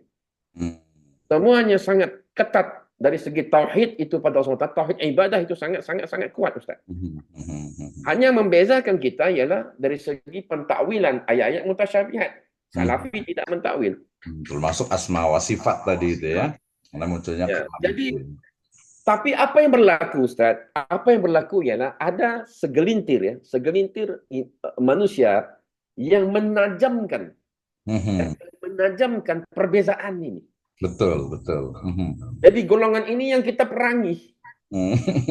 Golongan ini yang kita kata, engkau jangan cari pasal, jangan bikin gaduh. Jadi Jangan bikin pihak gaduh. ketiga itu ya justru ya yang malah Jangan jangan dibilang yang salafi ini mujassim, jangan dibilang salafi ini musyabbih, mhm, ya. Karena bila mereka sudah mula menggunakan segala terma-terma itu, antum mujassimun, antum musyabbihun, mhm, ya, ya satu bentuk takfiri. betul. Seolah-olah mau mengatakan, oh, kami salafi ini kafir ya. Mhm, Dan ini yang berlaku sekarang dan kita lihat, ya, bagi saya Ustaz, perlu adanya campur tangan pemerintah. hmm, Perlu adanya. mhm, Dari segi, ya ini, uh, apa namanya, kita panggil sebagai, dari segi, bukan campur tangan macam mana, maksud saya adalah dari segi negosiasi. betul. Jadi harus diadakan muzakarah, Mhm. harus diadakan majlis Dialog, mahabbah. sampaikan. Ya harus bersengkah sebab sebelum wujudnya sosial media, sebelum wujudnya media sosial, Facebook, Twitter ini semua Ustaz, dia tidak setajam ini. Mhm, Karena masing-masing tahu perbezaannya dalam hati ya. betul. Mau mengucapkan antum ini percaya ya, Allah itu bertangan, berjisim, antum mujassimah. Tidak berlaku zaman itu Ustaz. Tidak Hmm, berlaku. iya, iya, iya, iya, iya. Tetapi sangat mudah sekali zaman sekarang ini, siapa saja ya, sesiapa saja bisa Iya, bisa betul. Tinggal ngetik-ngetik, klik gitu ya. bisa ngetik-ngetik itu. Antum sesat gitu Antum ya. mujassim, antum sesat, antum kafir, antum sangat mudah sekali. Betul, Jadi ini betul, betul. menyebabkan sangat tajam sekali perbedaan zaman sekarang ini, Ustaz. Mhm.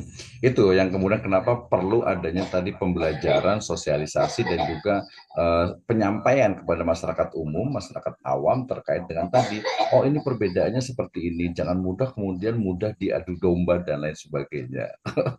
Oke, luar biasa sekali nih, Ustaz Abu Humaid nih, terkait dengan apa dakwah ya, karena memang luar biasa sekali ya. Bagaimana sebenarnya ya tadi saya pikir tadi anak-anak kecil ya, tadi yang keluar-keluaran pondok itu tadi keprihatinan saya gitu. Jadi makanya harus dijelaskan. Saya juga sampaikan bahwa oke ini Maturidiyah, ini Asy'ariyah, Asy'ariyah, ini ada mungkin kalau di Indonesia itu ada banyak lah macam-macam apalagi kalau bicara tentang organisasi gitu. Ini harus dijelaskan. Ini loh apa namanya perbedaan utamanya dalam masalah mungkin tadi tentang kalam ya tentang kalamullah yang itu kemudian tadi menyebar jadi kemana-mana termasuk tadi ketika dakwah misalnya tadi itu dianggapnya oh ini terlalu keras nih nggak boleh begitu terlalu frontal gitu kan ya terlalu ini nah itu kan kemudian juga memang ada yang manas-manasi juga ada yang ngompor-ngomporin bahasanya itu ya sehingga kemudian akhirnya malah tadi umat Islam itu malah jadinya sekarang ini terkotak-kotak gitu ya ada saya pernah di ini ya ada seorang pelajar itu di degree itu ditanya ke saya, Pak, boleh nggak saya ikut organisasi ini, organisasi dakwah? Saya bilang itu. Saya bilang silahkan mengikut ke apa ke satu komunitas dakwah, ke organisasi dakwah. Hanya saya pesan, syarat saya itu jangan pernah mudah menyalahkan orang lain, jangan pernah mudah kemudian menganggap orang yang di luar organisasi itu yang merasa bukan laisa minna wa alihi wa ashabi katanya gitu ya. Nah ini saya pesan tapi kemudian ketika seperti itu malah justru saya malah disalahkan oleh istilahnya itu rois dari jamiah itu. Dan saya, enggak saya bilang hanya menjawab seperti itu. Kenapa? Karena jangan sampai umat Islam itu justru malah terpecah belah. Udah kita tadi ahlu sunnah yang 4 mazahib gitu ya. Kemudian juga mungkin gini kalau dulu nih saya ingat sekali kebetulan sertifikasi pensyarah dosen saya itu di perbandingan madhab Muqarn al-Madhahib ya bismillah tahadus binikmah tapi dulu ketika kita belajar madhab misalnya mereka tuh sangat ketat sekali, rigid sekali. Perempuan-perempuan Syafi'iyah tidak boleh menikah dengan laki-laki Hambali misalnya atau Hanafi misalnya. Dan saat ini Ustadz itu terjadi gitu ya. Saya rasa ini di Indonesia nggak tahu di Malaysia juga saya rasa terjadi juga. Nggak mungkin mereka nggak mau nih menikah yang pengajian ini dengan pengajian itu nggak mau dan itu dirasakan sendiri. Jadi saya bilang kok seperti itu gitu ya. Dan itu saya rasa ini api dalam sekam itu sangat banyak sekali. Iya, by the way itu memang problem yang menurut saya harus diselesaikan. Waktunya sudah selewat, tapi saya ingin tahu, Ustaz. Saya kebetulan ingin membuat satu buku tentang sejarah dakwah sunnah nih di Asia Tenggara gitu ya. Mungkin bolehlah dalam 3-5 menit terkait dengan seperti apa sih sebenarnya dakwah di Malaysia nih, dakwah sunnah di Malaysia nih khususnya. Mungkin di tarikhnya dulu, sejarahnya dulu, silahkan Ustaz, dalam 2-3 menit. Apa tu Ustaz? Soalan Ustaz tadi tentang dakwah sunnah di Malaysia. Iya, betul, dan dakwah sunnah ya.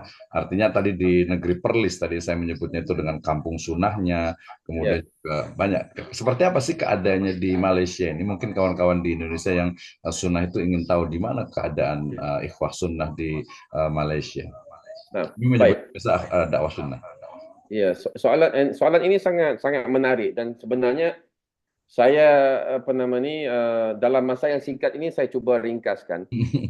Dia sebenarnya macam saya sebutkan, ia bermula sejak zamannya reformasi, Ustaz. Zaman reformasi maksudnya kebangkitan nasionalisme sebelum 40-an itu, sebelum zaman Perang Dunia yang Kedua itu. Betul. Dan selepas Perang Dunia yang Kedua, yakni ketika kemerdekaan banyak negara di menjajah Indonesia daripada Belanda 45, Malaya 50 dan sebagainya. Zaman-zaman itu Ustaz, sebenarnya tokoh-tokoh dakwah sunnah itu sudah ada, sudah mula berada di rantau kita. Mhm. Misalnya yang sangat-sangat yang sangat inspirasi yaitu Profesor Hamka. Mhm. Saya secara personal sangat-sangat mengambil manfaat yang banyak daripada Profesor Hamka rahimahullah taala, daripada kitab-kitabnya, buku-bukunya, sejarah Islam yang saya sudah khatamkan, tafsir Al-Azhar Al-Azhar. yang hampir saya khatamkan. Belum bisa khatamkan lagi, tetapi subhanallah sangat banyak sekali, dan beliau subhanallah pernah berkunjung ke Sarawak, ke tempat saya, pernah pergi ke Miri Sarawak, dan pernah pergi ke rumah Allahyarham datuk saya, kakek saya di Miri. Ada gambarnya dengan ketika itu dengan sepupu perempuan yang masih kecil, tahun 70, 75, 76 saya ingat-ingat.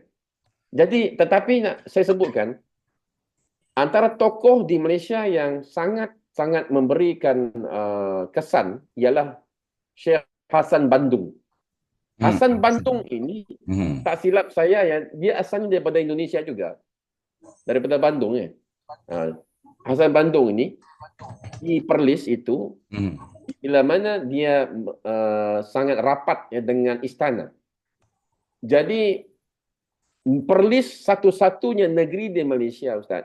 Sebab Mhm. kita ada 14 negeri ya. Di Ya, Malaysia ini betul. 14 Mhm. negeri. Tiga negeri yang bukan tiga. Sabah, Sarawak, Penang, Melaka. Empat negeri tidak, 5 negeri tidak ada sultan. Mhm. Hanya 9 negeri ada sultan. Mhm. Okey, 9 negeri bersultan ini termasuk Perlis. Mhm.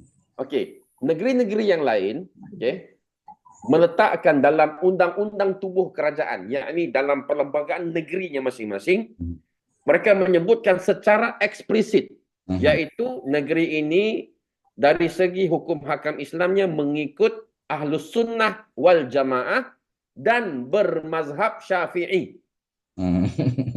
Jelas clear gitu. Diletak secara eksplisit itu, bermazhab Syafi'i. Aha. Hambalinya tidak ada, Maliki tidak ada. Mhm. Tetapi kalau di Perlis, apa bedanya Mhm. dengan negeri-negeri beraja yang lain ataupun negeri-negeri yang lain? Disebut dalam undang-undang tubuh kerajaan, disebutkan negeri Perlis ini dari segi hukum hakam Islamnya mengikut ahli sunnah wal jamaah, full stop. Full Hmm. stop. Jadi Hmm. ahli sunnah wal jamaah ini sangat komprehensif. Hmm. Yang bisa jadi Maliki, bisa jadi Hambali, bisa jadi Syafi'i, bisa jadi yang lain-lain ya. Mhm. Jadi subhanallah, sebab itulah Perlis ini kita katakan dari segi hal ehwal agama itu dia sangat terbuka. Ya, kita Hmm. bukan kita bukan hendak mengkultuskan ataupun mensucikan Perlis, tidak. Mhm. Ada pros and cons, tetapi advantage ataupun kelebihan negeri Perlis ini ialah dia terbuka dari segi ilmu. Dari segi ilmiah ini kita bisa ngomong lah. Dia tidak ada terlalu rigid, ya. Iya. Tidak ada ta'assub mazhab, tidak ada ta'assub pada mazhab-mazhab tertentu. Mhm. Jadi itu kelebihan pada Perlis ini. Sebab itu alhamdulillah sampai sekarang ini Perlis menjadi negeri yang sangat favorite lah, sangat disukai oleh para duat Iya. kerana ia lebih terbuka. Jadi duat di situ lebih senang diberi izin berceramah, lebih senang diberi izin untuk mengajar dan sebagainya. Jadi gitulah. Oke.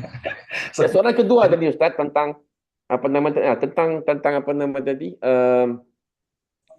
Apa tadi Ustaz? Saya pun Tentang lupa. ini mungkin masa depan tadi Ya. banyak perbedaan gitu. Tadi ada dari Ustaz Pak Suhendi juga menyebutkan tentang gimana nih kita diajar untuk tasamuh ya. Tasamuh itu untuk toleransi. Misalnya ketika kita datang ke satu masjid, mereka itu ada yang kunut, ada yang tidak kunut gitu. Itu kan kita toleransi lah, itu masalah apa fikih gitu. Tapi kadang kok di hati itu suka nggak enak gitu. Nah kira-kira kayak gimana nih? Ini jangan-jangan api dalam sekam nih, kalau masyarakat tidak diajarkan bisa jadi akan terjadi konflik horizontal antar umat Islam, antar mazahib tadi itu misalnya. Kayak gimana tuh, Ustaz?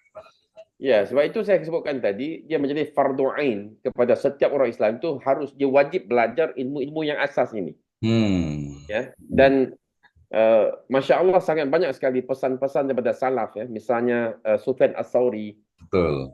bila ibunya menasihati ya, belajarlah akhlak sebelum belajar ilmu. Ya. Betul. Pergi jumpa dengan Imam Malik itu belajar akhlaknya dulu, Hmm. baru belajar ilmunya. Maksud akhlak ini dari segi cara bercakapnya, cari cara bertaamul dengan Betul. masyarakat dan sebagainya. Jadi saya lihat ilmu tentang komunikasi Ustaz sangat-sangat penting sekali. Ilmu interpersonal, kita kata. Interpersonal ini adalah bagaimana cara kita Komunikasi. menghadapi masyarakat, bagaimana kita bersosial dengan masyarakat. Betul. Itu juga sangat-sangat penting. Kalau tidak Ustaz, sebab itu kita lihat ramai sekali. Dan begitu juga, dan ini saya mau cerita ini Ustaz, seolah seorang asatizah yang berasal dari Indonesia, tetapi sudah lama bermastautin di Malaysia. Ya, salah seorang ustaz yang beraliran sunnah. Beliau juga khirish Universitas Islam Madinah. Sangat lama sudah, saya rasa lebih 30 tahun sudah berdakwah di Malaysia. Tetapi sangat menarik Ustaz. Kenapa tuh? Beliau menceritakan pada saya pengalaman peribadinya ketika mula-mula berdakwah di Malaysia. Dia kata, ana dulu ya pun keras juga katanya. Karena kita jiwa muda ya, jiwa Iya, muda. semangat. Dia dijemput untuk berceramah di satu majlis yang sangat ramai orang. Betul. Kemudian bagaimana ya? Tetapi dalam majlis itu ya, dia menyebutkan sesuatu yang sangat kurang enak. Nggak nyaman jadi dengar gitu. Dan ternyata beliau sesudah lebih 30 tahun peristiwa itu, beliau sangat menyesali perbuatannya itu. Tapi itulah apa namanya nature ataupun sifat manusia yang bila muda ini, darah muda Ustaz. Betul, darah muda. Dan anak dulu pun sama. Anak dulu pun kalau bismillah itu tidak mau jahar itu. Sangat kuat pegang pada, bila sudah lama belajar, oh rupanya ini khilafiyah aja ya. Iya, betul. Ya bukan wajib. Iya. Jadi fiqh al-awaliyah itu, al-alawiyah, fiqh awaliyat, fiqh maksudnya fiqh keutamaan. Awalnya betul, yang paling utama. Yusuf Al-Qaradawi sangat bagus dari segi fiqh keutamaan itu, ya, fiqh al-alawiyah itu. Yang mana apa yang perlu kita besarkan, apa yang perlu kita kecilkan, apa yang perlu didahulukan, apa yang perlu dikemudikan. Jadi ini juga sangat-sangat penting. Jadi sebab itu untuk pria-pria, untuk doat yang muda-muda ini, ya, perlu sekali satu tentang fiqh keutamaan, betul, awaliyah, dan juga fiqh bersosial ini, fiqh al-mujtama atau apa tuh? Mujtama ini mesti ada. Kalau tidak dia akan jadi tidak harmoni ya, tidak Ya, harmoni dengan betul. masyarakat. Tapi itu terjadi Ustadz saat ini di Indonesia itu terjadi seperti itu gitu ya. Artinya tadi justru memang dai-dai muda yang kemudian mungkin tadi lah mungkin baca bukunya kurang atau mungkin tadi hanya dari satu guru atau baca bukunya belum banyak sehingga kemudian tadi ya konflik horizontal itu terjadi memang gitu ya. Nah, ini ada menarik juga nih, Pak Suhendi mau komentar juga nih. Ada ikhwah nih di Indonesia ini menarik saat ini. Jadi ada beberapa ikhwah sunnah itu ketika mereka awal-awal itu mereka sholat itu selalu menggerakkan jari gitu kan ya. Nah, ketika tahiyat tuh jarinya digerakkan kenceng banget gitu ya. Tapi kemudian ada salah satu ustadz yang kemudian dia itu tidak menggerakkan jarinya. Udah dianggap sudah aneh tuh gitu kan, dianggap aneh. Kemudian ketika setelah ruku juga iktidal itu bersedekap biasanya gitu kan ya. Padahal kalau yang itu enggak juga tadi jahar juga ada. Nah tapi kemudian jadi gini, masyarakat itu dengan perubahan tadi jarinya tidak digerakkan, ada salah satu ustadz, ada beberapa yang ikutan, ada beberapa yang masih kekeh. Wah ini salah nih nggak digerakkan dan sebagainya. Ini kan berarti harus ada sosialisasi tadi thalabul ilmi faridatun ala kulli muslim gitu kan ya. Jadi ini menurut saya harus sering-sering diadakan seperti ini. Oh Pak, ada Pak Abah Suhendi dari Sukabumi nih. Mau komentar silakan, Abah Sukabumi gimana nih, Abah Suhendi nih. Nah, kita masih ada waktu dikit lagi, mohon izin waktunya nih. Silakan Abah. Ya, Assalamualaikum warahmatullahi wabarakatuh. Ya, berkaitan dengan dakwah di era AI ya. Jadi dengan masalah tadi, Pak, bagaimana itu cara mengantisipasinya dan peran AI untuk meredam permasalahan yang sekarang ini seolah-olah menajam antara minimal antara dua kubu ya, Mhm. kubu Salafi dan kubu Khalaf gitu. Nah, bagaimana peran-peran para dai yang di era ini untuk memperkecil perbedaan, justru kan sekarang jadi lebih memperdalam jurang perbedaannya gitu. Nah, bagaimana peran dai ini di era AI ini dan AI ini, artificial intelligence ini mampu mempersatukan itu gitu. Bagaimana ini perannya? Terima kasih, Oke, Pak. terima kasih ya Pak. Tadi ada di tulisan, tadi mau saya bacakan sebenarnya. Terima kasih Pak Suhendi ya dari Sukabumi. Ini menarik nih, ada dua pertanyaan Ustadz nih. Saya menggunakannya bahasa Indonesia yang baik dan benar ini Pak Ustadz. Ya, jadi bukan bahasa Melayu biasa-biasa kita biasa cakap bahasa Melayu lah gitu ya.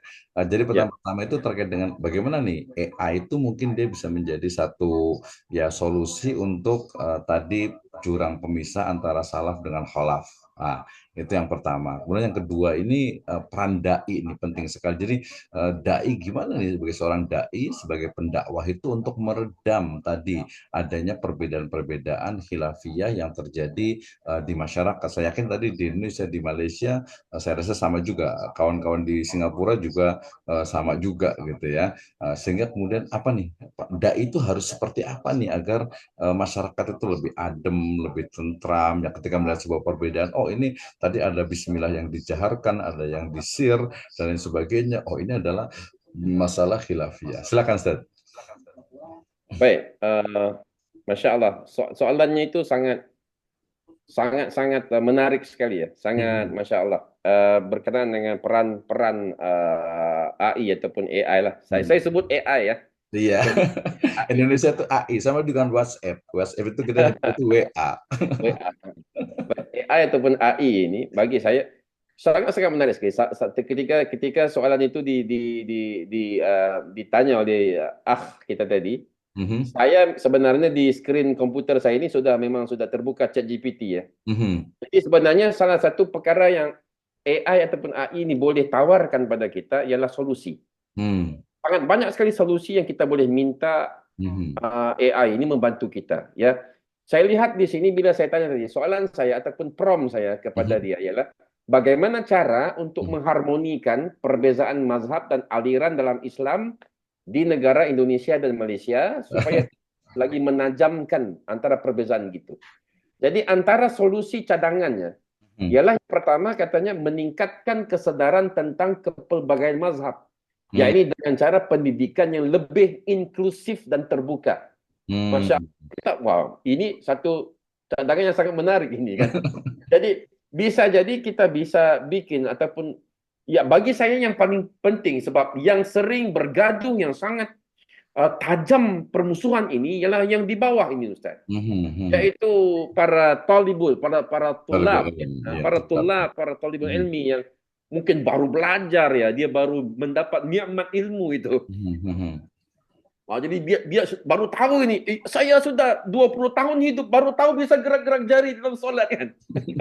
Jadi dia ada satu semangat yang ini. Jadi orang yang begini yang sering kali bila berjumpa dengan masyarakat yang senang sekali mau berjidal dengan masyarakat Debat gitu ya. yang baru merasa nikmat ilmu itu. Jadi saya ingat yang perlu main perannya bukan AI. AI hanya membantu memberikan solusi, tetapi bagi saya ialah para asatizah itu sendiri. Sebab para tulab, para pengikut, para followers ataupun tulab ini, dia mengikut kepada asatizah. Jadi saya ingat asatizah ini perlu lebih terbuka, orang kata lebih kena dalam istilah kami di Indonesia ni lebih sadar harus sadar apa yang berlaku di peringkat yang bawah ini supaya tidak lagi berlaku pergeseran pertembungan yang sangat dahsyat ini. Pergesekan dan konflik. Mungkin bisa dibikin satu pentas ataupun satu wacana muzakarah yang harmoni. Ataupun mungkin majlis ilmu yang lebih terbuka. Baik, contohnya antum daripada Asy'ariyah, sila bentangkan apa itu mazhab Asy'ariyah. Kemudian antum daripada Salafiyah, bentangkan apa itu Salafiyah. Kemudian harus ada moderator. Moderator ini yang sangat-sangat penting sekali, orang yang ada ilmu yang cukup yang bisa mendamaikan itu. Moderator bukan dari Syiah ya Ustaz ya? Yang penting bukan dari Syiah. Karena Syiah itu cerita lain saya. Itu topik yang harus kepada program yang lain. Tetapi di kalangan Ahlussunnah ini, keluarga Ahlussunnah ini sangat-sangat penting untuk kita kita harmonikan. Bukan bermaksud kita mungkin ada, macam saya katakan, saya ada prinsip saya yakin percaya manhaj salaf itu benar. Itu saya. Tetapi dalam masa yang sama saya memahami dan saya menginsafi bahwa yang paling penting sekali yang Allah Ta'ala akan hisab itu di akhirat kelak ialah Marabbuka. Siapa Tuhanmu? Betul tak? Jadi yang penting sekali kita mengenal Allah Subhanahu Wa Ta'ala itu dalam kehidupan kita ini bagaimana. Dan saya ingat Asy'ariyah ataupun Maturidiyah itu asal mazhab itu ialah untuk menjawab ataupun untuk rad kepada Mu'tazilah. Ya, betul. Dengan cara aliran kalam, yakni dengan ilmu kalam itu sendiri. Betul. Tetapi kalau kita lihat para ulama, para a'immah yang cenderung kepada mazhab Asy'ariyah ini, masalah Al-Imam An-Nawawi, Al-Imam Al-Juhani dan sebagainya, mereka sama sekali tidak mengajak kepada kesyirikan. Betul. Nah, jadi kenapa kita harus mempertajamkan perbezaan ini? Gitu. Jadi kenapa kita tidak boleh ambil satu mauqif ataupun pendirian posisi perbezaan ini perbezaan ilmiah. Perbezaan ilmiah. Antum kalau ada hujah, antum percaya pada hujah, antum bertanggungjawab depan Allah Subhanahu Wa Taala. Itu. Aku nggak mau terlibat. Tapi engkau saudara aku punya saudara seagama. Karena engkau masih ahlu kiblah. Kita sama-sama ahlu kiblah. Kita masih bersyahadah. Begitu kan. Jadi, dan Nabi SAW menyebutkan al-muslim akhul muslim. Yani orang Islam itu bersaudara. Betul. Setiap orang Islam itu bersaudara. Jadi, tidak perlu kita sangat-sangat penting sekali untuk kita tahu, untuk kita faham apa yang perkara yang usul dan apa perkara yang furu'. Betul. Ya gitu. Jadi saya ingat lebih ke peran AI ini memberikan kita idea, memberikan kita fikrah yang apa yang boleh dilakukan, dan ternyata banyak sekali Ustaz. Kalau saya boleh baca lagi yang kedua, dia kata gini, mengutamakan kesamaan dalam akidah dan prinsip Islam. Katanya, walaupun ada hal-hal cabang yang furu', tapi penting menekankan umat Islam berkongsi asas yang sama. Subhanallah. Kemudian yang ketiga katanya, adakan dialog antara mazhab dan aliran. Yang keempat, peran institusi pendidikan dan agama. Ya, macam mungkin di sekolah Ustaz mungkin bisa menjadi pelopor Ustaz. Mungkin bisa menjadi pencetus. Jadi inklusif. Inklusif. Kemudian yang kelima, menghindari sikap fanatik, dan banyak lagi lah, subhanallah. Kalau kita boleh kembangkan lagi ini. Tapi begini ya. Jadi kadang-kadang manusia ini subhanallah, macam saya Ustaz, dengan pengalaman saya dengan AI ataupun AI ini, kadang-kadang kita sebagai manusia kita ada kelemahan dan Betul. ada masanya kita ini macam block, macam kita ya Blank mau gitu ya. apa lagi ya, Heeh. idea apa lagi ya. Mhm. Kita terus tanya AI dan dia memberikan jawaban, subhanallah. Mhm. Ya, umpamanya macam teman bicara kita. Betul, betul, betul. Teman Jadi dialog. subhanallah. Jadi ini teknologi yang sangat bagus, masya Allah. Ya, oke. Terima kasih, Ustaz. Ini waktunya udah lewat banget. Ini udah berjam 10 malam di Indonesia ini. Iya. Luar biasa. Terima kasih tadi Pak Suhendi ya, Pak Suhendi atas pertanyaannya. Intinya adalah bahwa dai itu ya bertanggung jawab untuk ya istilahnya itu membimbing umat ya, memahamkan umat bahwa ada perbedaan-perbedaan yang sifatnya itu khilafiyah dan itu harus dipahami dan faktanya memang di masyarakat kita itu begitu banyak perbedaan terutama tadi dalam masalah fikih. Kalaupun ada perbedaan juga dalam masalah akidah, maka itu perlu adanya didialogkan. Tadi rekomendasi dari ChatGPT saya setuju sekali. Jadi saya juga selalu bertanya kapan seorang tulab, seorang siswa, seorang santri itu diajarkan untuk fikih tasamuh gitu ya. Jadi dia itu belajar untuk memahami ada orang lain yang berbeda di sekitar kita. Nah, gitu kan ya. Nah, itu kalau di pendidikan apa konvensional itu sebenarnya ada pendidikan tadi pendidikan inklusif juga bahwa ada orang lain di luar diri kita itu yang berbeda dengan kita, tapi kita harus menghormati mereka juga. Nah, ini juga sama ketika santri itu melihat dari karakter tersendiri, misalnya dari satu pesantren yang misalnya pondok itu yang tradisional atau mungkin pondok yang modern, yang reformis, kemudian melihat temannya dari pesantren yang berbeda, maka kemudian oh iya mereka saudara kita gitu, walaupun mungkin ada beberapa perbedaan yang ada, maka jadikan perbedaan itu seharusnya cari yang tadi kuatkan yang sama saja, perbedaan ya sudah perbedaan dari dulu memang sudah terjadi gitu ya, sehingga jadikan justru perbedaan itu menjadi satu kekuatan kita untuk betul-betul memahamkan dan juga menguatkan Islam kita ini yang ya'lu wala yu'la alaih. Naam, jazakallah khairan Ustaz Abu Humaid, ini sangat luar biasa sekali. Ada Iya. remark mungkin terakhir dalam 1 menit untuk kita agar bersemangat dalam berdakwah khususnya dakwah sunnah ini, silahkan. Ya, Alhamdulillah, jazakumullah khairan sekali lagi kepada Al-Fadhil Ustaz Dr. Misnu, juga sahabat-sahabat yang lain daripada Indonesia, daripada Malaysia yang mungkin menonton ini. Ya, kepentingan dakwah dan tarbiyah Islamiah itu sangat-sangat penting yang mana perlu diutamakan. Ya, kita harus utamakan agenda pendidikan. Karena dengan ilmu sahajalah Islam ini bisa berkembang. Bahkan wahyu yang pertama turun itu Iqra bismi rabbikal ladzi khalaq, yakni bacalah ya. Membaca itu perkataan yang pertama yang Allah SWT turunkan. Seolah-olah memberi indikasi pada kita Islam ini bermulanya dengan ilmu. Dan sangat utama sekali ilmu ini untuk agama, untuk duniawi dan ukhrawi kita. Kemudian dari segi AI ataupun teknologi, ataupun mungkin di masa hadapan nanti ada pelbagai lagi teknologi yang baru itu, harus disikapi dengan sikap yang insaf. Yakni kita tidak bisa menghentikan pembangunan ataupun kemajuan. Ya, kita harus seiring dengan kemajuan itu sebab zaman kita berubah. Tamadun kita sentiasa berkembang sehingga ke masa yang Allah Subhanahu wa taala akan takdirkan. Tetapi sebagai orang Islam itu wajib fardu kifayah bagi orang yang mampu untuk menguasai teknologi itu untuk manfaat umat. Ini sangat penting sekali. Karena sebagian orang ya sangat sinis sekali. Dia kata, apa manfaatnya belajar pasal AI ini? Enggak ada manfaat bagi saya. Jadi orang sebegini dia mungkin ya tertutup gitu. Dia mungkin tidak bisa memahami. Ya. Tetapi ada orang yang bisa melihat kelebihan itu, maka tidak apa. Tinggalkan orang-orang yang negatif.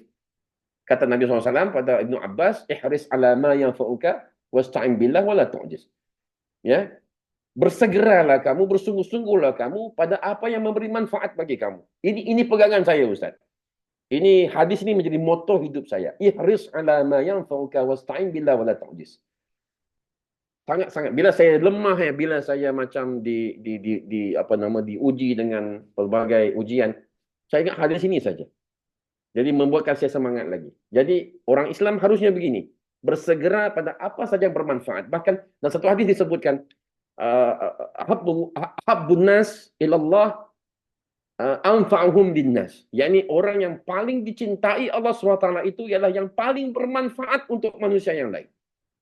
Wah, kalau kita mau dicintai oleh Allah SWT itu harus jadi orang yang bermanfaat bagi orang lain. Maka bagi saya teknologi AI ataupun AI ini, dakwah ini disatukan, kita kombinasikan dia, subhanallah, dia sangat bermanfaat. Dakwah itu bermanfaat bagi diri kita dan untuk manusia yang lain, dan teknologi itu membantu kita mencapai tujuan tersebut. Allahu a'lam bishawab. Itu saja Ustaz. Mantap, Masya Allah.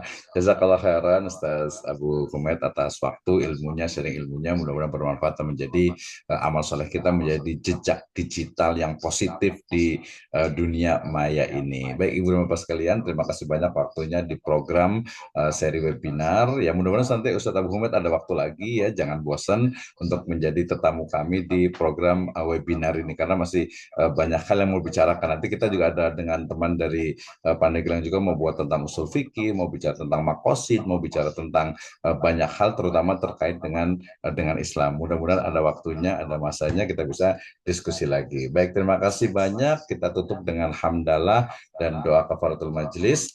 Alhamdulillahirabbil alamin. Subhanakallahumma wa bihamdika asyhadu an la ilaha illa anta astaghfiruka wa atubu ilaik. Wabillahi taufiq wal hidayah, wallahu muwaffiq ila aqwamit thoriq. Wassalamualaikum warahmatullahi wabarakatuh. Waalaikumsalam warahmatullahi wabarakatuh. Barakallahu fikum. Kita komunikasi.